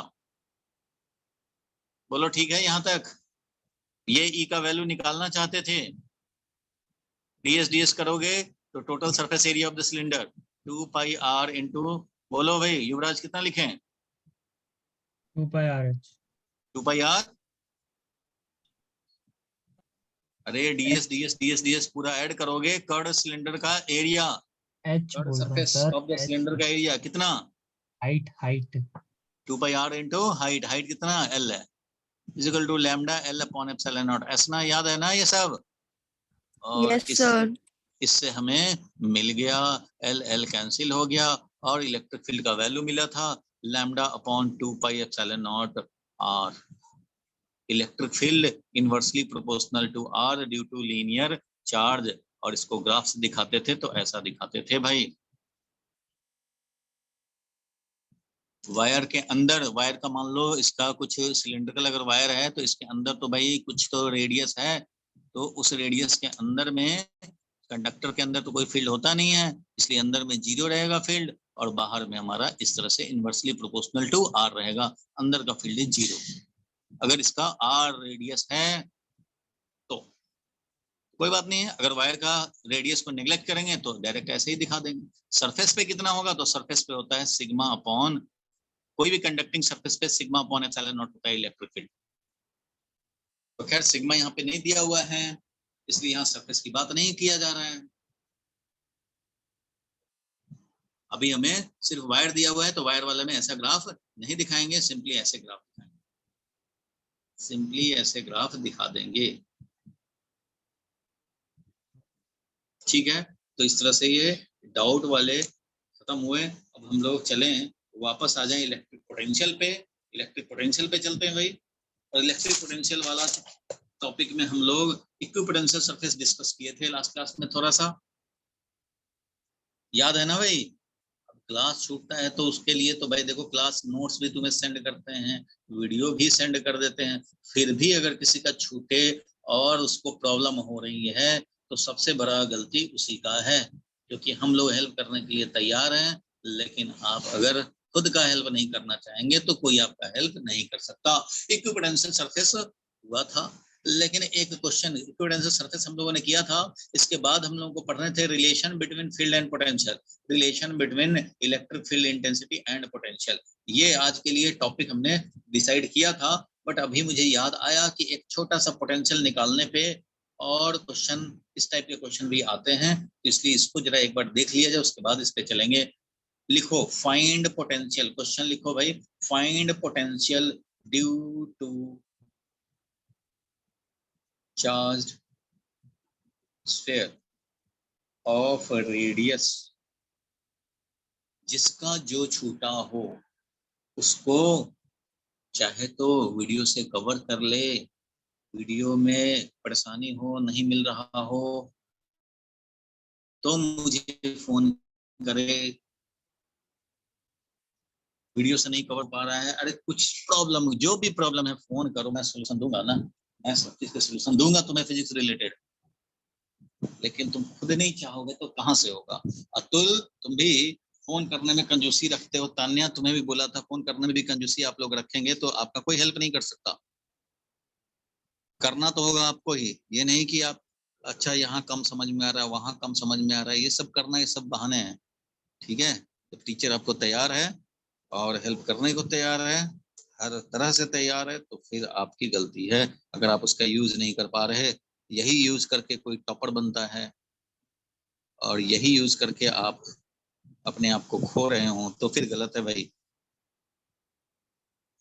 चलो देखो, एक स्फेयर हमने लिया, जो क्वेश्चन कह रहा है उसके अकॉर्डिंगली, ये बड़ा इंपॉर्टेंट है स्कूल के लिए, इसलिए इसको तो कोई मिस ही नहीं कर सकता, इसको कराना ही कराना है। देखो मैंने बताया था कि दो तरह से चार्ज डिस्ट्रीब्यूटेड होते हैं स्फेयर पे, चाहे स्फेयर के सिर्फ सरफेस पे हो या फिर थ्रू आउट द वॉल्यूम हो। तो जब हमारा ऐसा केस है कि कंडक्टर हो, हॉलो हो चाहे सॉलिड हो, कंडक्टर में ये प्रॉपर्टी है कि ये हमेशा all excess charge appear on the outer surface only, अंदर में एक्सेस चार्ज नहीं अपीयर होता, अंदर में न्यूट्रल रहता है, इलेक्ट्रिकली न्यूट्रलिटी होल्ड करता है inside the material of a conductor under electrostatic condition. Electrostatic condition मतलब कोई सेल वेल पोटेंशियल डिफरेंस नहीं मेंटेन की है। तो ऐसा होता है भाई, सरफेस पे है तो इधर इलेक्ट्रिक फील्ड ऐसे बाहर बाहर होता है। पोटेंशियल का हम लोगों को पढ़ने हैं, फील्ड हम लोग पढ़ चुके हैं, अब इस बार ये पोटेंशियल की बारी। तो ऐसे के लिए तो मैं बता दे रहा हूँ, ये यही पूछा जाता है जनरली, केस 1 ये हमारा ओनली सरफेस पे चार्ज है, Q charge on the surface of sphere. ये अलग क्वेश्चन है और ये कब कब हो सकता है भाई, तो ये हो सकता है जब हमारा कंडक्टिंग स्फीयर हो, कंडक्टिंग स्फीयर हो तो हॉलो रहे या सॉलिड रहे कोई फर्क नहीं पड़ता, या फिर ये नॉन कंडक्टिंग स्फीयर भी हो सकता है। तो जब नॉन कंडक्टिंग स्फीयर होगा तो नॉन कंडक्टिंग स्फीयर में आपको ध्यान देना है, आप जैसे चाहें वैसे डिस्ट्रीब्यूट कर सकते हैं चार्ज का। नॉन कंडक्टिंग स्फीयर में आपको करने हैं non conducting sphere with uniform surface charge density, not volume charge density, surface charge density मतलब सरफेस पे यूनिफॉर्मली डिस्ट्रीब्यूटेड चार्ज हो, ये हो चाहे ये हो, दोनों हाल में जय हो। तो case 1 R greater than capital R or equal to capital R means outside the sphere, outside or on the surface of sphere, इसकी बात हो रही है भाई। तो ऐसे कंडीशन में यहाँ पे अगर चाहते हैं तो भाई यहाँ पे पोटेंशियल लाना चाह रहे हो, पोटेंशियल बाय डेफिनेशन क्या होता था, तो वो होता था work done in bringing 1 coulomb charge from infinity to the point against क्या भाई, तो अगेंस्ट इलेक्ट्रिक फील्ड और इलेक्ट्रिक फोर्स। ठीक है भाई, कैसे निकालते थे, एक टेस्ट चार्ज लाते थे, टेस्ट चार्ज क्यू नॉट को लाने का इन्फिनिटी से पी तक का work done divided by Q not करते थे। ये सब तो बाय डेफिनेशन याद है ना भाई, अतुल ये तो याद है कम से कम। Yes sir. अब इसको इवेलुएट करने हैं। देखो जितने भी चैप्टर 1 में क्लास हुए हैं उन सबको मैं सीक्वेंस में यूट्यूब पे अरेंज कर रहा हूँ, आज शाम तक हो जाएगा अरेंज। जिसके भी चैप्टर 1 छूटे हों मैं उसको इसका प्लेलिस्ट दे दूंगा, सारे उसमें वीडियोस सीक्वेंस में नजर आएंगे। जिसके जहां छूटे हैं टॉपिक वाइज लिखा हुआ होगा वो उस वीडियो को कवर कर सकता है, और वो मैं 1 मंथ के बाद उसको डिलीट कर दूंगा। इसलिए भी 1 मंथ आपको टाइम है कवर करने का, आराम से आप कवर कर सकते हैं। लेकिन अब चैप्टर 2 वैसे नहीं करेंगे, चैप्टर 2 में आपको मिस नहीं करना है। चलो देखते हैं हम लोग। अब ये इनफाइनाइट से यहाँ तक लाने का वर्क डन, तो ये वैसे ही वर्क डन होगा भाई जैसे पॉइंट चार्ज के लिए किया था फर्स्ट डे। पॉइंट चार्ज के लिए किया था, याद होगा, पॉइंट चार्ज क्यू है और यहाँ आर पे पॉइंट पी है, और निकालना था तो इनफाइनाइट से ला रहे थे क्यू नॉट को लाते जा रहे थे। किसी मोमेंट पे ये एक्स सेपरेशन पे था तो फोर्स इलेक्ट्रिक लगा, वो इलेक्ट्रिक फोर्स लगा Q naught upon 4 pi epsilon naught X square. और इसके अगेंस्ट का जो फोर्स है, तुम्हें तो work done against this electric force निकालना, मीन्स तुम्हें इसका वर्क डन निकालना है, माइनस ऑफ इलेक्ट्रिक फोर्स का वर्क डन निकालने। In bringing from infinity means x जो कि यहाँ से सेपरेशन है, एक्स का इनिशियल वैल्यू, तो एक्स का इनिशियल वैल्यू इनफाइनाइट है, और एक्स का फाइनल वैल्यू, तो एक्स का फाइनल वैल्यू आर है। ये हमें लाने हैं और इसका वर्क डन कैलकुलेट करने हैं। तो इसका कैलकुलेट जैसे किया था वही काम यहाँ कर रहे हैं। तो ये कैसे कैलकुलेट किया था भाई, तो हम लोगों ने पोटेंशियल निकालने के लिए, ये लास्ट यानी कि शायद फर्स्ट क्लास में ही, पोटेंशियल के फर्स्ट क्लास में ही ये हुआ था। तो कैसे करते थे भाई, तो वर्क डन निकालेंगे भाई, क्योंकि वीपी तो होगा work done divided by Q not, ऐसे करने हैं। तो वर्क डन करेंगे तो इसका वर्क डन चाहिए, इसके negative, that is minus of Q naught upon 4 pi epsilon naught X square dx. और एक्स का लिमिट डालते थे इनफाइनाइट से एक्स का लिमिट आर तक। और यहाँ पे cos 0 cos 180 लिखने का कोई चक्कर नहीं है, क्योंकि वो लिमिट में ही काउंट होते हैं। इनफाइनाइट से आर मतलब तुम dx ऐसे ऐसे कर रहे हो, ऑब्वियसली ऐसे ही dx चलेगा तभी तो इनफाइनाइट से आर पहुंचोगे, क्योंकि ये है x इक्वल टू 0 पॉइंट, ये है x equal to r point, और उधर x is tending to infinity point. तो धीरे धीरे आ रहे हो, इन्फिनिटी से करते करते r तक पहुंचोगे, यहीं पे तुम्हें निकालना है, पॉइंट चार्ज है। तो ये काम किए थे और डिवाइडेड बाई क्यू नॉट किए थे, तो क्यू नॉट से क्यू नॉट कैंसिल हो गया था, याद होगा, क्यू नॉट से क्यू नॉट कैंसिल हो जाएगा, और minus Q upon 4 pi epsilon not ये आ गया, और 1 अपॉन एक्स स्क्वायर का इंटीग्रेशन होता है -1 बाई एक्स। अब ये मत पूछना भाई कि ये कैसे हो गया, 1 अपॉन एक्स स्क्वायर का इंटीग्रेशन -1 बाई एक्स होता है, x to the power -2 plus 1 divided by -2 plus 1, that is x to the power -1 divided by -1 minus 1 upon x। ये होता है, सबको मालूम, इसमें कोई प्रॉब्लम वाली बात नहीं है। और ये आ गया, जब r रखोगे अपर लिमिट तो ये हो जाएगा minus minus plus q upon 4 pi epsilon naught r, ये हो जाएगा। इन्फिनिटी रखेंगे तो 0 हो जाएगा। ये मिल गया था पोटेंशियल एट पॉइंट पी। किसके लिए मिला था भाई, ड्यू टू पॉइंट चार्ज। अरे भाई ड्यू टू पॉइंट चार्ज जो मिला वही तो यहाँ भी मिलेगा, क्योंकि इन्फिनिटी से जब तुम लाओगे तो फिर वही हाल होगा, एक्स सेपरेशन है वही काम, और धीरे धीरे धीरे करते हुए आर तक लाएंगे, यही है पी पॉइंट अपना। तो भाई ये पॉइंट वाले में है या ऐसे है चार्ज, उससे कोई फर्क नहीं पड़ता, फोर्स इतना ही लगना था। अब ये पॉइंट के बदले में ऐसे रहता आर रेडियस का स्फीयर, अरे भाई ये आर रेडियस का स्फीयर होता तब भी तो हमारा इस पे फोर्स उतना ही लिखते, Q naught upon 4 pi epsilon और एक्स स्क्वायर, तो वही लिखते, कोई डिफरेंस नहीं होता, इसलिए ये पॉइंट चार्ज हो। या स्फेरिकल चार्ज हो, कोई फर्क नहीं पड़ता, वैसे ही काम होगा। और ये आ जाएगा क्या तुम्हारा, अगर कैपिटल क्यू चार्ज लिखे हो तो capital Q charge upon 4πε0r लिखोगे, मीन्स ये वही रहेगा जिस तरह से पॉइंट चार्ज के आर डिस्टेंस पे, पॉइंट चार्ज से आर डिस्टेंस पे इलेक्ट्रिक फील्ड होता था 1/4πε0r², Q/4πε0r², तो वैसे ही इसके लिए भी इलेक्ट्रिक फील्ड होगा Q/4πε0r², पोटेंशियल भी वैसे ही Q/4πε0r, तो Q/4πε0r यहाँ भी होगा। पार वाले के लिए कोई है ही नहीं चक्कर, इसलिए वर्क डन कितना हो जाएगा, तो देखो न्यूमरेटर में जो वर्क डन आएगा वो उतना ही मिलेगा, दैट इज Q/4πε0r। ये मिलना है P पॉइंट पे potential outside, just like point charge, just like potential due two point charge.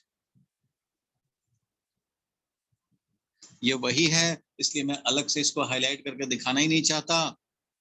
आपको लगेगा अरे दो दो चीज सबने बताया, एक वहां बताया एक यहाँ बताया, इसके लिए अलग याद रखना है, इसके लिए तो अलग याद रखना है क्योंकि अलग अलग है चीज। तो भाई वैसा नहीं है, ये दोनों सेम ही, पॉइंट चार्ज के चलते निकाल लो तो या फिर स्फीयर के लिए निकाल लो, एक ही बात है। आउटसाइड के लिए there is no difference, outside के लिए कोई डिफरेंस नहीं है, आउटसाइड के लिए कोई डिफरेंस नहीं है। ठीक है, फर्स्ट केस देख लिया, पोटेंशियल हमारा ये आएगा Q/4πε0r, जस्ट लाइक जो हम लोगों ने डेफिनेशन वाले टाइम में बताया था वही चीज, inversely proportional to r। So graph भी बिल्कुल वैसा ही हो जाएगा आउटसाइड के लिए। अब मैं बात करूं r less than capital R के case 2 for inside point, very very important है और इसको बिना किए तो मैं आगे का टॉपिक बढ़ा ही नहीं सकता। इनसाइड पॉइंट, अगर इनसाइड पॉइंट की बात करें, ये है स्फीयर जिसपे चार्ज है ये, अब इसके अंदर मान लो ये है पॉइंट M, अब M पॉइंट पे निकालना है, इस M पॉइंट पे निकालना है, इधर का तो निकाल, M पॉइंट पे पोटेंशियल निकालना है, तो work done in bringing +1 coulomb charge from infinity two point M, ये करना पड़ेगा। ठीक है भाई, अब यहाँ पे देखो थोड़ा सा लॉजिक, इसमें कैलकुलेशन कम है, डेरिवेशन कम है। 3 मार्क्स का क्वेश्चन में 2 मार्क्स क्वेश्चन तो यही रहता है, 2 मार्क्स क्वेश्चन तो यही डेरिवेशन, बाकी 1 मार्क्स ये वाला है, समझो। इसमें M पॉइंट तक का लाने में वर्क डन इनफाइनाइट से, तो इसको मैं करूंगा 2 पार्ट। कैसे लाओ भाई, लाओ इनफाइनाइट से लाओ, इसको लाओ +1 कूलम चार्ज को लाओ, लाओ भाई लाओ इनफाइनाइट से लाओ, लाओ यहाँ तक लाया, वर्क डन किया 10 जूल, तो यहाँ का पोटेंशियल हो गया 10 वोल्ट। ठीक है, मान लो ये N पॉइंट, लाओ भाई लाओ, और लाओ इधर लाओ और लाओ, क्योंकि देखो ये फोर्स लगाएगा ऐसे, ये तो भाई रिपल्सिव फोर्स लगाएगा, रिपेल करेगा, पॉजिटिव टेस्ट चार्ज को ला रहे हो या 1 कूलम लाओ या +Q0 लाओ, एक ही बात। तो भाई लाओगे तो तुम्हें तो भाई अगेंस्ट दिस फोर्स, क्योंकि ये फोर्स राइटवर्ड लगाएगा, ये जो इसका इलेक्ट्रिक फोर्स है वो तो राइटवर्ड फोर्स लगाएगा, electric force will be rightward, और तुम्हें जिसका वर्क डन निकालना है वो ऑब्वियसली लेफ्टवर्ड में लगेगा, इक्वल एंड अपोजिट। तो फोर्स तुम इधर लगा रहे हो, डिस्प्लेसमेंट भी इधर ही करा रहे हो, तो भाई तुम तो पॉजिटिव वर्क करोगे ही। तो यहाँ इन्फिनिटी से यहाँ तक लाने का 10 वोल्ट 10 जूल वर्क हुआ, यूनिट चार्ज को लाने में तो 10 वोल्ट हो गया पोटेंशियल। यहाँ तक लाए, मान लो ये हो गया, मान लो कुछ अलग पॉइंट लग देते हैं, R पॉइंट है, तो यहाँ तक लाने मान लो 20 जूल वर्क करना पड़ा, तो यहाँ का हो जाएगा पोटेंशियल कितना, 20 वोल्ट। बोलो भाई हो जाएगा, यहाँ पे 20 वोल्ट। अब यहाँ से और ला रहे हैं और ला रहे हैं और ला रहे हैं, सरफेस तक ले आए, मान लो 30 वोल्ट। अरे कुछ समझ में आ रहा है भुवनेश? यस सर, आ रहा है। रिया समझ में आ रहा है? ये 30 वोल्ट यहाँ तक वर्क डन, सरफेस तक लाने में 30 जूल वर्क करना पड़ा, 1 कूलम को लाने में। रिया क्लियर है? Yes, sir. ठीक है, आगे बढ़ते हैं। इट मींस सरफेस पे जो पोटेंशियल हुआ, जो सरफेस पे पोटेंशियल हुआ, सरफेस पे पोटेंशियल कितना हुआ होता भाई, तो यहाँ पे हम लोग क्या लगते, देखो सरफेस वाला और आउटसाइड वाला का तो यहाँ था, तो इसके बेसिस पे हम लोग चाहते तो सरफेस वाला लिख सकते थे पोटेंशियल। सरफेस पे पोटेंशियल होगा स्मॉल r का वैल्यू कैपिटल R रख करके, Q डिवाइडेड बाई 4πε0 और ये R, इस सरफेस पर का है। तो सरफेस पे जो 30 वोल्ट मिल रहा है ना, ये वही है यहाँ का पोटेंशियल। सरफेस का पोटेंशियल इज इक्वल टू कितना आया, तो Q divided by 4πε0 capital R आया। यही समझो यहाँ पे मीनिंग वाइज 30 वोल्ट है। अपने एग्जांपल में जैसे जैसे R डिक्रीज करते हो वैसे वैसे इलेक्ट्रिक फील्ड इस तरह से डिक्रीज करता है और पोटेंशियल इस तरह से डिक्रीज करता है, तो सबको मालूम है। ठीक है, अब यहाँ आए, इसको मैं 2 पार्ट में कैसे कर रहा हूँ। तो भाई तुम्हें तो पोटेंशियल चाहिए था m पॉइंट का, तुम तो लाए हो इन्फिनिटी से यहाँ तक लाए 10 जूल वर्क किया, यहाँ तक लाए 20 जूल वर्क किया, यहाँ तक लाए 30 जूल वर्क किया। अब यहाँ से आगे भी तो बढ़ाओ, यहाँ भी तो लाने पड़ेंगे, अब यहाँ भी तो लाने पड़ेंगे भाई। ठीक है, लाने पड़ेंगे। तो यहाँ जो लाएंगे m पॉइंट तक, तो उसमें भी तो वर्क डन करने पड़ेंगे। तो work done in bringing +1 coulomb charge from infinity to the surface, ला रहे हैं, plus work done in bringing +1 coulomb charge कहाँ से, surface to m point, surface to m point. मैंने 2 पार्ट में ब्रेक कर दिया, कोई प्रॉब्लम तो नहीं होनी चाहिए। मैं पहले इन्फिनिटी से सरफेस तक लाऊंगा और उसके बाद सरफेस से m पॉइंट पे ले जाऊंगा। ठीक है भाई, ये है हमारा m पॉइंट, तो ले जा रहे हैं। सरफेस तक लाने का वर्क डन अपने एग्जांपल में जो हुआ वो हुआ 30 वोल्ट, मींस कितना हुआ, तो Q divided by 4πε0 capital R हुआ। ये है ना पोटेंशियल सरफेस का, सरफेस का पोटेंशियल तो यही है, यही 30 वोल्ट है। प्लस अब सरफेस से अंदर ले जाएंगे तो उसका वर्क डन होगा 0। कैसे, अंदर में तो भाई फील्ड ही नहीं है, अंदर में फील्ड ही नहीं। देखो बाहर में फील्ड था, ऐसे फील्ड था और ये फोर्स लगाता था, इलेक्ट्रिक फोर्स लगता था, उसके अपोजिट में तुम फोर्स लगाते थे और वर्क कर रहे थे। लेकिन जैसे ही अंदर आ गए अब कोई इलेक्ट्रिक फील्ड ही नहीं है, अंदर में इलेक्ट्रिक फील्ड नहीं है, तो इसके इक्वल एंड अपोजिट जो तुम फोर्स लगाना चाहोगे वो तुम्हें नहीं लगाना पड़ेगा, 0 फोर्स, और ये यहाँ से यहाँ पहुंच जाए, तुम्हारा वर्क डन 0, फर्दर ले जाने में कोई वर्क डन नहीं। वैसे भी तुम समझते हो भाई कि कंडक्टर का सरफेस इक्वल पोटेंशियल वाला होता है, कोई भी कंडक्टर का सरफेस जो होता है ना वो इक्वल पोटेंशियल वाला होता है। इसलिए अंदर में भी उतना ही पोटेंशियल, बाहर भी उतना ही पोटेंशियल, हर जगह है उतना ही पोटेंशियल, क्योंकि सरफेस से बाहर ही फील्ड है, तो बाहर ही फील्ड के अगेंस्ट लाने में तुम्हें वर्क करने पड़ेंगे। अंदर में फील्ड है ही नहीं तो अंदर तुम्हें वर्क नहीं करने पड़ेंगे, नो फर्दर वर्क डन। तो सरफेस से m तक लाने का कोई वर्क डन नहीं है, इसलिए पोटेंशियल हमारा Q डिवाइडेड बाई 4πε0 R ही रहा। कहाँ पे भाई, m पॉइंट पे भी रहा, और कहाँ पे भाई, तो कोई भी पॉइंट इनसाइड द स्फीयर इतना ही रहेगा, चाहे वो इनसाइड द पॉइंट m हो या n हो या q हो या p हो, कुछ भी हो, ये सारे सरफेस इनसाइड, सारे पॉइंट इनसाइड वाला वही होता है जो सरफेस पे होता है। अगर ऐसा चार्ज डिस्ट्रीब्यूशन है तो सरफेस का पोटेंशियल ही अंदर के सारे पॉइंट का पोटेंशियल होता है, जो सरफेस पे पोटेंशियल वही अंदर के सारे पॉइंट पे पोटेंशियल, इवन सेंटर पे भी वही पोटेंशियल। इसलिए अगर हम लोग ग्राफ प्लॉट करना चाहें पोटेंशियल का R के साथ, अगर ये ग्राफ प्लॉट करना चाहेंगे तो ये ग्राफ कैसा आएगा भाई, ये ग्राफ आएगा जितना सरफेस पे है कैपिटल R पे उतना ही रहेगा अंदर के सारे पॉइंट्स पे, और ये पोटेंशियल बाहर में इस तरह से इनवर्सली प्रोपोर्शनल टू R होगा। मींस जो ग्राफ बना वो ये बना,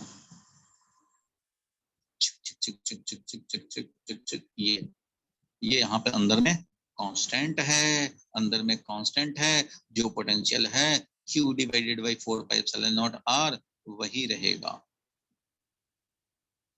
Q डिवाइडेड बाई 4πε0 R वही रहेगा अंदर के सारे पॉइंट्स पे पोटेंशियल। सोचो सोचो सोचो सोचो। फिर से एक बार रिकैप कर देता हूँ। देखो भाई, हम लोगों ने शुरू किया था ऐसे, इक्विपोटेंशियल सरफेस अभी के लिए देखा था हम लोगों ने। और नेक्स्ट टॉपिक लेने से पहले मैं ये क्लियर कर देना चाह रहा था कि स्फेरिकल चार्ज डिस्ट्रीब्यूशन के चलते जो पोटेंशियल निकालना है वो भी तो जानना जरूरी है। तो उसके लिए हमने सबसे पहले कैसा स्फेयर लिया, तो जिस स्फेयर में ओनली सरफेस सरफेस पे चार्ज है, सरफेस सरफेस पे चार्ज है। तो ठीक है भाई, जब ओनली सरफेस सरफेस पे चार्ज है तो इस कंडीशन में देखा हम लोगों ने भाई कि एक हो गया बाहर वाला पॉइंट, ये ले लिया हमने बाहर वाला पॉइंट, और बाहर के पॉइंट के लिए जब निकालेंगे तो ठीक वैसा ही काम करेंगे भाई जैसे पहले हम लोगों ने पॉइंट चार्ज के लिए किया था। इनफाइनाइट से पी पॉइंट तक लाओ, इनफाइनाइट से पी पॉइंट तक लाओ, इसका जो भी फोर्स लगेगा, फील्ड प्रोड्यूस किया है इसने तो फोर्स लगेगा, उसके इक्वल एंड अपोजिट फोर्स लगाओ और वर्क डन करो। ऐसा चार्ज डिस्ट्रीब्यूशन कब होता है उसके लिए मैंने लिख दिया, कंडक्टर हो तो कैसा भी, हॉलो हो या सॉलिड। नॉन कंडक्टर होगा तो तुम्हें करना पड़ेगा, हॉलो हो चाहे सॉलिड, तुम्हें सरफेस सरफेस पे चार्ज डिस्ट्रीब्यूट करोगे तभी ऐसा होगा। तो ये पोटेंशियल शॉर्टकट में याद रखना है, ये है रिजल्ट, ये है वर्क डन। कैसे किया, तो डेरिवेशन इधर है। अगर तुम्हें 1 मास का 2 मास का आएगा तो डायरेक्ट तुम ऐसे लिख सकते हो, लेकिन अगर 3 मास का डेरिवेशन आता है तो ये डेरिवेशन तुम्हें ऐसे दिखाने पड़ेंगे। तो वही पॉइंट चार्ज वाला है, मैंने बस यहाँ गोला लगा दिया कि भैया अब ये स्फीयर समझो, पॉइंट चार्ज मत समझो, कोई बात नहीं, लेकिन every logic will remain same. We are taking Q naught test charge infinity से लेकर के आ रहे हैं और इसको हम लोग आर पॉइंट तक लाएंगे। तो आर पॉइंट तक ला रहे हो भाई, देख रहे हो इसको, आर पॉइंट तक हम लोग ला रहे हैं। तो आर पॉइंट तक लाने में पहले देखा हम लोगों ने कि इलेक्ट्रिक फोर्स कितना लग रहा है। तो इलेक्ट्रिक फोर्स कितना लग रहा है भाई, तो वो देखा हम लोगों ने के क्यू के dash Q two upon x square. तो ये वाला फोर्स लग रहा था। आदित्य समझ में आ रहा है ना थोड़ा थोड़ा? जी सर आ रहा जो है। रेगुलर होगा उसको पूरा समझ में आएगा। हाँ जी। चिराग क्लियर है? यस। ठीक है, तो इस तरह से हम लोगों ने ऑब्टेन किया भाई, और जो इंटीग्रेट किया हम लोगों ने, जितना इलेक्ट्रिक फोर्स लग रहा था उसके इक्वल एंड अपोजिट हम लोग फोर्स लगाए, ये वाला जो ग्रीन कलर से दिखाया। और इसके अकॉर्डिंगली अब हम लोग इंटीग्रेट कर रहे हैं, इंटीग्रेट किया divided by Q not, divided by Q not, और इस तरह से इंटीग्रेट करके हमें वैल्यू आ गया Q अपॉन 4π/0 r। ये तो बाहर की पॉइंट है, जस्ट लाइक पॉइंट चार्ज की तरह हम लोगों ने देख लिया। सरफेस पे चाहिए तो स्मॉल r का वैल्यू कैपिटल R कर लो। इसके बाद हम लोगों ने केस 2, तो 3 मार्क्स के क्वेश्चन में केस 2 वाला में कुछ नहीं था, सरफेस तक लाने का वर्क डन था, फर्दर वर्क डन नहीं है, no further work done since electric field inside is 0। ये वर्क डन क्यों है भाई, since electric field inside the sphere is 0, इसलिए कोई फर्दर वर्क डन नहीं है, कोई फर्दर वर्क डन नहीं है। जो है सरफेस तक का है, तो सरफेस तक का वर्क डन वही था Q अपॉन 4π/0 r, ये है पोटेंशियल। तो यूनिट चार्ज को लाने का वर्क डन इतना ही मिला, पोटेंशियल उतना ही मिला। इसलिए फाइनली कंक्लूजन क्या आया कि अंदर का कोई भी पॉइंट, इवन सेंटर हो या अंदर का कोई भी पॉइंट हो, वही होता है पोटेंशियल जो सरफेस पे होता है, और वो इतना होता है, इसलिए एम पॉइंट पे भी इतना ही होगा। और ग्राफ में ये दिखा देने पड़ेंगे, ग्राफ पूछा जाए तो ग्राफ दिखा देने पड़ेंगे इस तरह से। सारे इनसाइड पॉइंट पे उतना ही पोटेंशियल है, Q अपॉन 4π/0 r, बाहर में इनवर्सली प्रोपोर्शनल टू r। यहाँ पे हो गया बाहर में, वो हो गया Q divided by 4πε0 small r। ये हो गया potential as a function of small r। Uniformly charged solid sphere, uniformly charge solid sphere बोला जाता है। अगर कुछ ना बोला जाए तो uniformly charge throughout the volume समझना।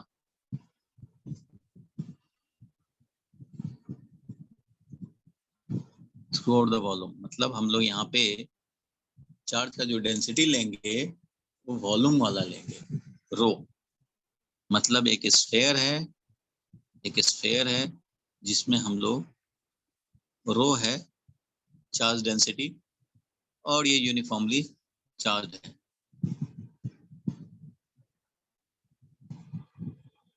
क्लास छूटता हो, इमीडिएट कवर नहीं करोगे तो धीरे धीरे फिजिक्स से दूरी बढ़ता जाएगा, डिस्टेंस फिजिक्स से बढ़ता जाएगा और तुम परेशान होते जाओगे। फिजिक्स बहुत परेशान करता है, अगर आपने हैंडल विद केयर नहीं किया तो फिजिक्स इतना परेशान करेगा कि आपको लगेगा पढ़ाई बेकार। चलो ये इस तरह से है, आर रेडियस है, फिर वही टोटल चार्ज क्यू, ऑब्वियसली ये कितना है भाई टोटल चार्ज क्यू, तो charge per unit volume multiplied by पूरा वॉल्यूम 4/3 पाई आर क्यू। अब बाहर के पॉइंट के लिए केस 1, आउटसाइड और ऑन द सरफेस, आउटसाइड और ऑन द सरफेस दोनों एक साथ हम लोग केस लेकर के बिल्कुल चल सकते हैं। तो इसके लिए फिर वही कहानी याद आई और वही फसाना याद आया। तो यहाँ से हम लोग फिर वही काम एक्स डिस्टेंस पे देखेंगे इस चार्ज को कितना फोर्स लगा और उसके इक्वल एंड अपोजिट लगाएंगे, फिर वही काम करेंगे और उससे हमें पोटेंशियल मिल जाएगा आर डिस्टेंस पे। कितना भाई, तो भाई वर्क डन करने हैं, किसका वर्क डन करना है, एक्सटर्नल फोर्स का वर्क डन निकालने हैं भाई। dx dx करते जाओगे, x को इन्फिनिटी से x इक्वल टू r तक लाओगे और ये कितना फोर्स, तो ये एक्सटर्नल फोर्स जो होगा वो होगा माइनस ऑफ इलेक्ट्रिक फोर्स और वो कितना होगा, तो minus of Q naught, capital Q है तो कैपिटल क्यू लिखेंगे, Q naught upon 4πε0 x square लिखेंगे, फिर वही काम करते जाएंगे। तो यहाँ पे मैं क्या लिखूंगा भाई, तो एक्सटर्नल फोर्स लिख दिया हमने और डिवाइडेड बाई क्यू नॉट करने हैं ये फोर्स एक्सटर्नल से जो वर्क डन निकालेंगे डिवाइडेड बाई क्यू नॉट करेंगे, क्योंकि क्यू नॉट को लाने का वर्क डन कर रहे हो, तो 1 को लाने का वर्क डन करते तो क्यू नॉट नहीं आता। तो ये है, तो अगर क्यू नॉट से डिवाइड कर दोगे तो वो इलेक्ट्रिक फील्ड हो जाएगा, इसलिए कई जगह तुम्हें ना ये भी मिलेगा लिखा हुआ external field divided by Q not, external force divided by Q not into dx, ऐसा मैं लिख दे रहा हूँ, क्यू नॉट को मैं इसमें डाल दिया। तो ये एक्चुअली में इलेक्ट्रिक फील्ड ही तो है, फोर्स अपॉन इलेक्ट्रिक फील्ड ही है, इलेक्ट्रिक फील्ड का अपोजिट वाला है, एक्सटर्नल फोल्ड है तो ये बोल सकते हैं यहाँ पे माइनस ऑफ क्यू नॉट ई। देखो एक्सटर्नल फोर्स लिख रहे हैं तो मैं ऐसा भी लिख सकता हूँ minus of Q naught E. External force कितना है, minus of Q naught into electric field, minus of Q naught into electric field है Q divided by 4πε0 x square. तो ये बिल्कुल बोल सकते हैं भाई। तो कई जगह तुम्हें ऐसा मिलेगा कि यहाँ पे फोर्स एक्सटर्नल जो कि minus of electric force, external force क्या होता है, माइनस ऑफ इलेक्ट्रिक फोर्स, ये तो होता है external force is minus of electric force, तो ऐसा बिल्कुल लिख सकते हैं। अब देखो ये हो गया डॉट dx, ये हो गया इस तरह से, इसी को हमें इंटीग्रेट करने हैं और डिवाइडेड बाई ये जो क्यू नॉट करोगे तो क्यू नॉट कैंसिल हो जाएंगे, तो कई जगह तुम्हें मिलेगा कि minus E dot d are कर रहे हैं, minus E dot d are कर रहे हैं पोटेंशियल निकालने के लिए। सो ये भी एक फॉर्मूला है और एक्चुअल में आगे चल करके पढ़ेंगे हम लोग, यही तो है relation between field and potential. देखो potential is equal to minus E dot d r, infinite से आर तक लाने हैं। खैर इस पे हम लोग अलग डिस्कस करेंगे relation between field and potential पे, relation between field and potential पे हम लोग डिस्कस करेंगे, लेकिन अभी इसकी जरूरत नहीं है, अभी तो हम लोग यही समझो काम कर रहे हैं। ऐसे करो या ऐसे करो या ऐसे करो, बात एक ही है। अब देखो माइनस ई है हमारा Q divided by 4π, Q naught cancel हो गया तो ई ही तो बचा, एक्स स्क्वायर dx, एक्स का वैल्यू इनफाइनाइट से आर, इनफाइनाइट से आर, तो बस अब इसको इवेलुएट कर देने हैं भाई। यहाँ देखो माइनस क्यू अपॉन 4πε0 बाहर निकालोगे और 1 अपॉन एक्स स्क्वायर का माइनस 1/x इनफाइनाइट से आर।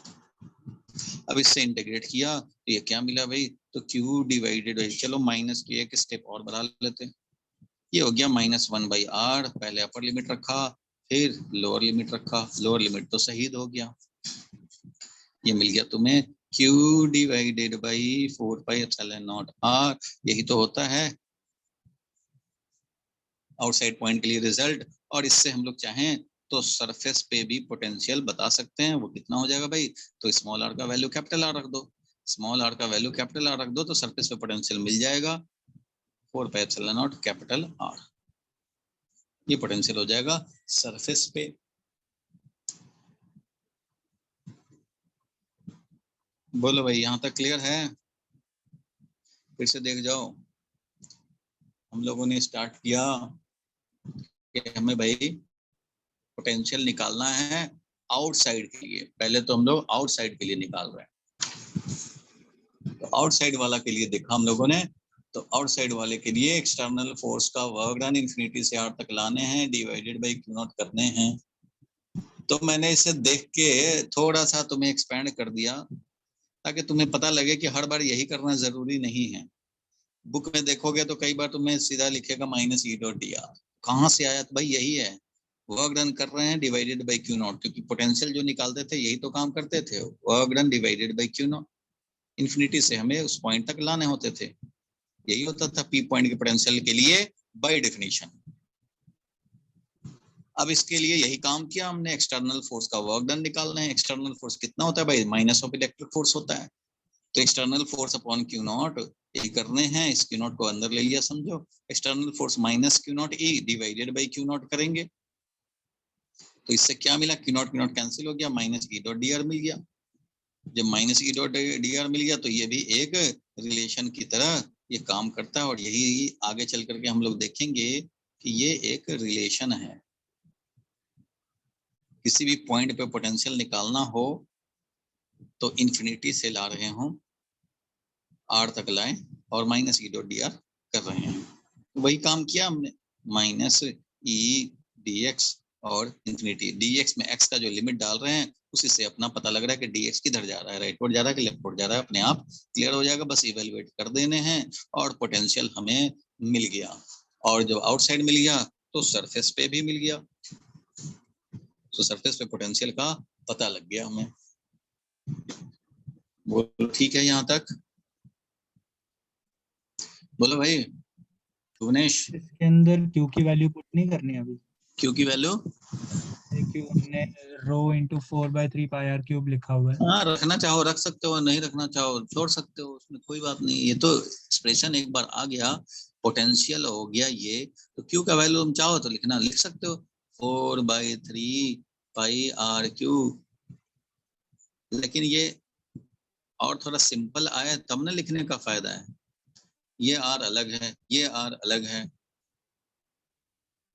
तो इसलिए जो सिंपल एक्सप्रेशन होता है उसको याद रखते हैं तो क्यू के टर्म में लिखते हैं। जनरली आपको स्फेयर पर क्यू दिया रहेगा, अगर रो दिया रहे तो आप ऐसे लिख करके काम कर सकते हैं, क्यू डिवाइडेड बाई 4πr, क्योंकि ये पूरा का पूरा न्यूमरेटर तो क्यू ही है, न्यूमरेटर हमारा क्यू है।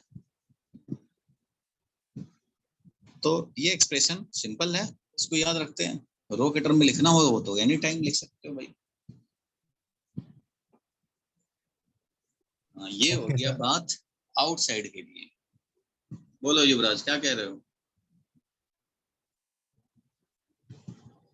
युवराज कुछ कहना चाह रहे हो? क्लियर है ये बोल क्लियर है? बोला था। Case 2 R less than capital R. Inside वाले के लिए अगर देखें तो इसके लिए अगर देखना हो तो ये आपके सिलेबस से हो जाता है बाहर, लेकिन थोड़ा लॉजिक बस खाली जानने हैं और रिजल्ट जान जाओ। डेरिवेशन बड़ा हो जाएगा, लेंदी हो जाएगा, इसलिए आपके सिलेबस में है ही नहीं। ये क्या है, इसको जरा समझा जाए, कैसे निकालेंगे अंदर के पॉइंट पे पोटेंशियल। ये है समझो आर रेडियस,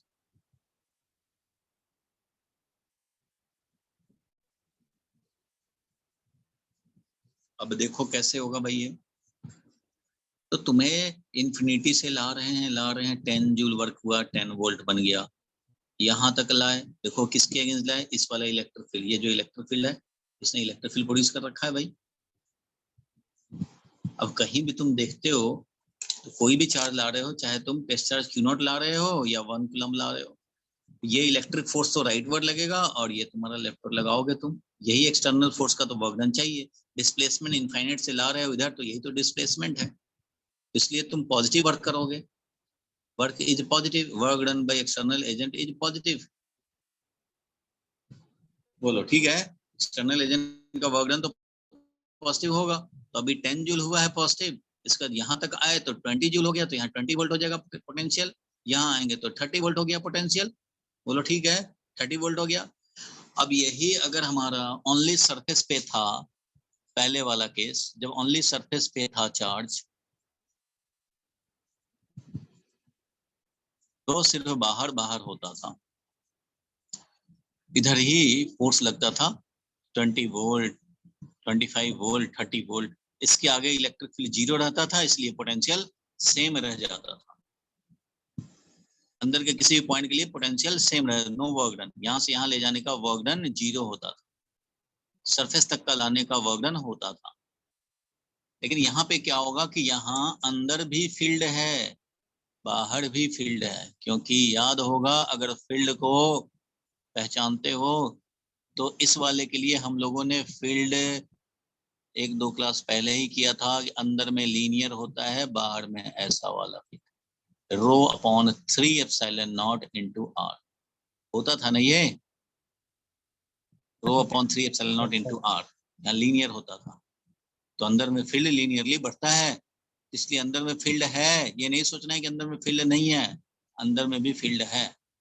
यहाँ लीनियर चलता था, इसका फील्ड कैसा होता था भाई, तो जीरो होता था फील्ड, और बाहर में ऐसे होता था फील्ड यहाँ का। इस वाले में फील्ड ऐसे चलता था, अंदर में जीरो, बाहर में inversely proportional to R square. और इसमें बाहर में तो है inversely proportional to R square, but अंदर में फील्ड था इस तरह से लीनियर। इलेक्ट्रिक फील्ड की बात करें तो इलेक्ट्रिक फील्ड की इसलिए बात कर रहा हूँ क्योंकि फील्ड रहेगा तभी तो वर्क डन करोगे, इसमें फील्ड नहीं था तभी तो तुम्हें वर्क डन नहीं करना पड़ा, सिर्फ इन्फिनिटी से यहाँ तक लाने का वर्क डन करना पड़ा सरफेस तक का, इसलिए सरफेस पे जो पोटेंशियल हुआ वही अंदर में रह गया। यहाँ सरफेस तक लाने में जब 50 जूल वर्क किया या 30 जूल वर्क किया, तो यहाँ से यहाँ ले जाने में जीरो वर्क, यहाँ से यहाँ ले जाने में जीरो वर्क, यहाँ से यहाँ ले जाने में जीरो वर्क, यहाँ से यहाँ ले जाने में जीरो वर्क, जहां भी ले जाओ जीरो वर्क। क्यों जीरो वर्क? क्योंकि वर्क डन होता है चार्ज को मूव कराने में फाइनल पॉइंट का पोटेंशियल माइनस इनिशियल पॉइंट का पोटेंशियल पढ़ा ही था। अब यहाँ से यहाँ ले गए तो इनिशियल पॉइंट यह है, फाइनल पॉइंट यह है, तो दोनों तो वही है, सरफेस सरफेस वाला, सब वी नॉट पे है, तो जीरो ही तो होगा work done, further work done zero. तो फर्दर वर्क डन जीरो, इसलिए पोटेंशियल सरफेस वाला ही रह गया था प्रीवियस केस में। लेकिन अभी क्या है, सरफेस तक लाए 30 वोल्ट, अंदर में भी तो फील्ड है, उसके अगेंस्ट लाओगे 40 वोल्ट हो जाएगा, अंदर लाओगे यहाँ 45 वोल्ट हो जाएगा। तो पोटेंशियल होता है, पोटेंशियल इस कंडीशन में होता है, और इसका एग्जैक्ट डेरिवेशन आपको नहीं करना, क्योंकि इसके डेरिवेशन के लिए फिर इसका इलेक्ट्रिक फील्ड लाइन फिर इंटीग्रेशन, यहाँ से यहाँ तक का वर्क डन करो इंटीग्रेट करके, फिर यहाँ से यहाँ का अलग वर्क डन करो लीनियर फील्ड लेकर के वर्क डन निकालने के लिए। तो इसलिए ये सिलेबस में नहीं है, बट इसका रिजल्ट जरूर आपको याद रखने चाहिए, कई बार पूछे जाते हैं, न्यूमेरिकल में काम आ जाता है। देखो पोटेंशियल मैं दिखाने जा रहा हूँ, पोटेंशियल, और ये आर सरफेस पर का potential Q upon 4 pi epsilon not, capital R surface का पोटेंशियल।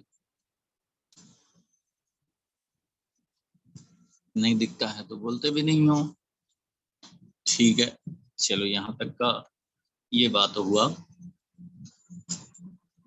अब जरा देखा जाए, ये पोटेंशियल जो Q upon 4 pi epsilon naught आ रहा है, Q upon 4 pi epsilon naught आ रहा है, बाहर वाले में पोटेंशियल वही दिखाएंगे, कैसे, वही Q divided by 4 pi epsilon naught small R, surface पे आ गए कैपिटल आर बन गया, चलो बहुत अच्छा। अब इसके अंदर का क्या होगा, इसके अंदर का मैं डिफरेंट कलर से दिखाता हूँ। अंदर में अब ये कांस्टेंट नहीं होगा, बढ़ेगा भाई, ये अगर 30 वोल्ट तक आया है तो अंदर में और बढ़ेगा, और अंदर का ऐसा होता है, अंदर का ऐसा होता है, और ये कितना होता है भाई, सेंटर पे आ गए, जीरो मीन्स सेंटर पे आ गए, तो potential at centre, potential at centre जो होता है वो 3/2 टाइम्स सरफेस पर का potential Q divided by 4 pi epsilon naught R होता है। सेंटर पे पोटेंशियल अगर मान लो यहाँ 30 वोल्ट है ना, तो यहाँ 45 वोल्ट होगा, जितना यहाँ है उसका हाफ और बढ़ जाएगा। मीन्स इनफाइनाइट से सरफेस तक लाने का जो वर्क डन होता है, सरफेस से अंदर सेंटर तक लाने में उसका आधा और वर्क डन हो जाता है। मीन्स 30 जूल हुआ तो 15 जूल और वर्क होगा। सेंटर पे पोटेंशियल इतना होता है। ये रिजल्ट याद रखना है, न्यूमेरिकल में काम आता है। एक तो बात ये समझ गया कि अंदर में भाई वर्क होगा, फील्ड जीरो नहीं है, इस वाले की तरफ फील्ड जीरो नहीं है, सिर्फ सरफेस पे चार्ज होता, तो यहाँ पे फील्ड अंदर में जीरो होता, तो पोटेंशियल वही रह जाता, फील्ड हमारा जीरो और पोटेंशियल हमारा वही रह जाता। इस वाले के केस में हम लोग दिखाते थे तो पोटेंशियल का इस तरह से वेरिएशन दिखाते थे, याद होगा, पोटेंशियल ऐसे ही रह जाता है, बाहर में पोटेंशियल ऐसे चलता था। अभी ये वाला जो जस्ट प्रीवियस केस था वो यही वाला था, अंदर में पोटेंशियल कांस्टेंट रहता था क्योंकि अंदर में फील्ड जीरो था। ठीक है, लेकिन यहाँ पे फील्ड जीरो नहीं है, इसलिए आपको इंडिकेट करना पड़ेगा, कुछ और वर्क डन इन्वॉल्व होगा। और कितना होगा, तो जितना सरफेस पे होता है उससे 3/2 टाइम्स। ठीक है, ये सरफेस पर का पोटेंशियल है। ये है इसका एक्सप्रेशन। फाइनली समझ में आ गया होगा यहाँ तक। ये अंदर में पैराबोला होता है, इसका मैं एक्सप्रेशन भी लिख दूंगा, और ये एंट्रेंस के क्लास में इस पे न्यूमेरिकल होता है। अभी सीबीएसई में मैक्सिमम जो आता है वो यही आता है, आउटसाइड वाले पे ऑब्टेन करना और सेंटर का कभी कभी पोटेंशियल यूज करना होता है। तो सेंटर पे पोटेंशियल याद रखना, जितना सरफेस पे पोटेंशियल है उससे हाफ और ज्यादा, मींस 3/2 टाइम्स लेना ज्यादा बेटर होगा। ये मिल जाएगा तुम्हें किसी भी बुक में, सब में एक्सप्रेशन ये लिखा होता है। ये रिजल्ट वाला पॉइंट है, समझो, ये याद रखना चाहिए। देखो, अगर तुम सरफेस पे चाहते हो, ये है अंदर वाले पॉइंट के लिए फाइनल पोटेंशियल का कंक्लूजन। अगर सरफेस पे चाहते हो तो स्मॉल आर जो डिस्टेंस है, स्मॉल आर का वैल्यू कैपिटल आर रख दो। स्मॉल आर का वैल्यू जैसे ही कैपिटल आर रखोगे तो capital R square, 3r square में से कैपिटल आर स्क्वायर निकल जाएगा तो 2r स्क्वायर बच जाएगा।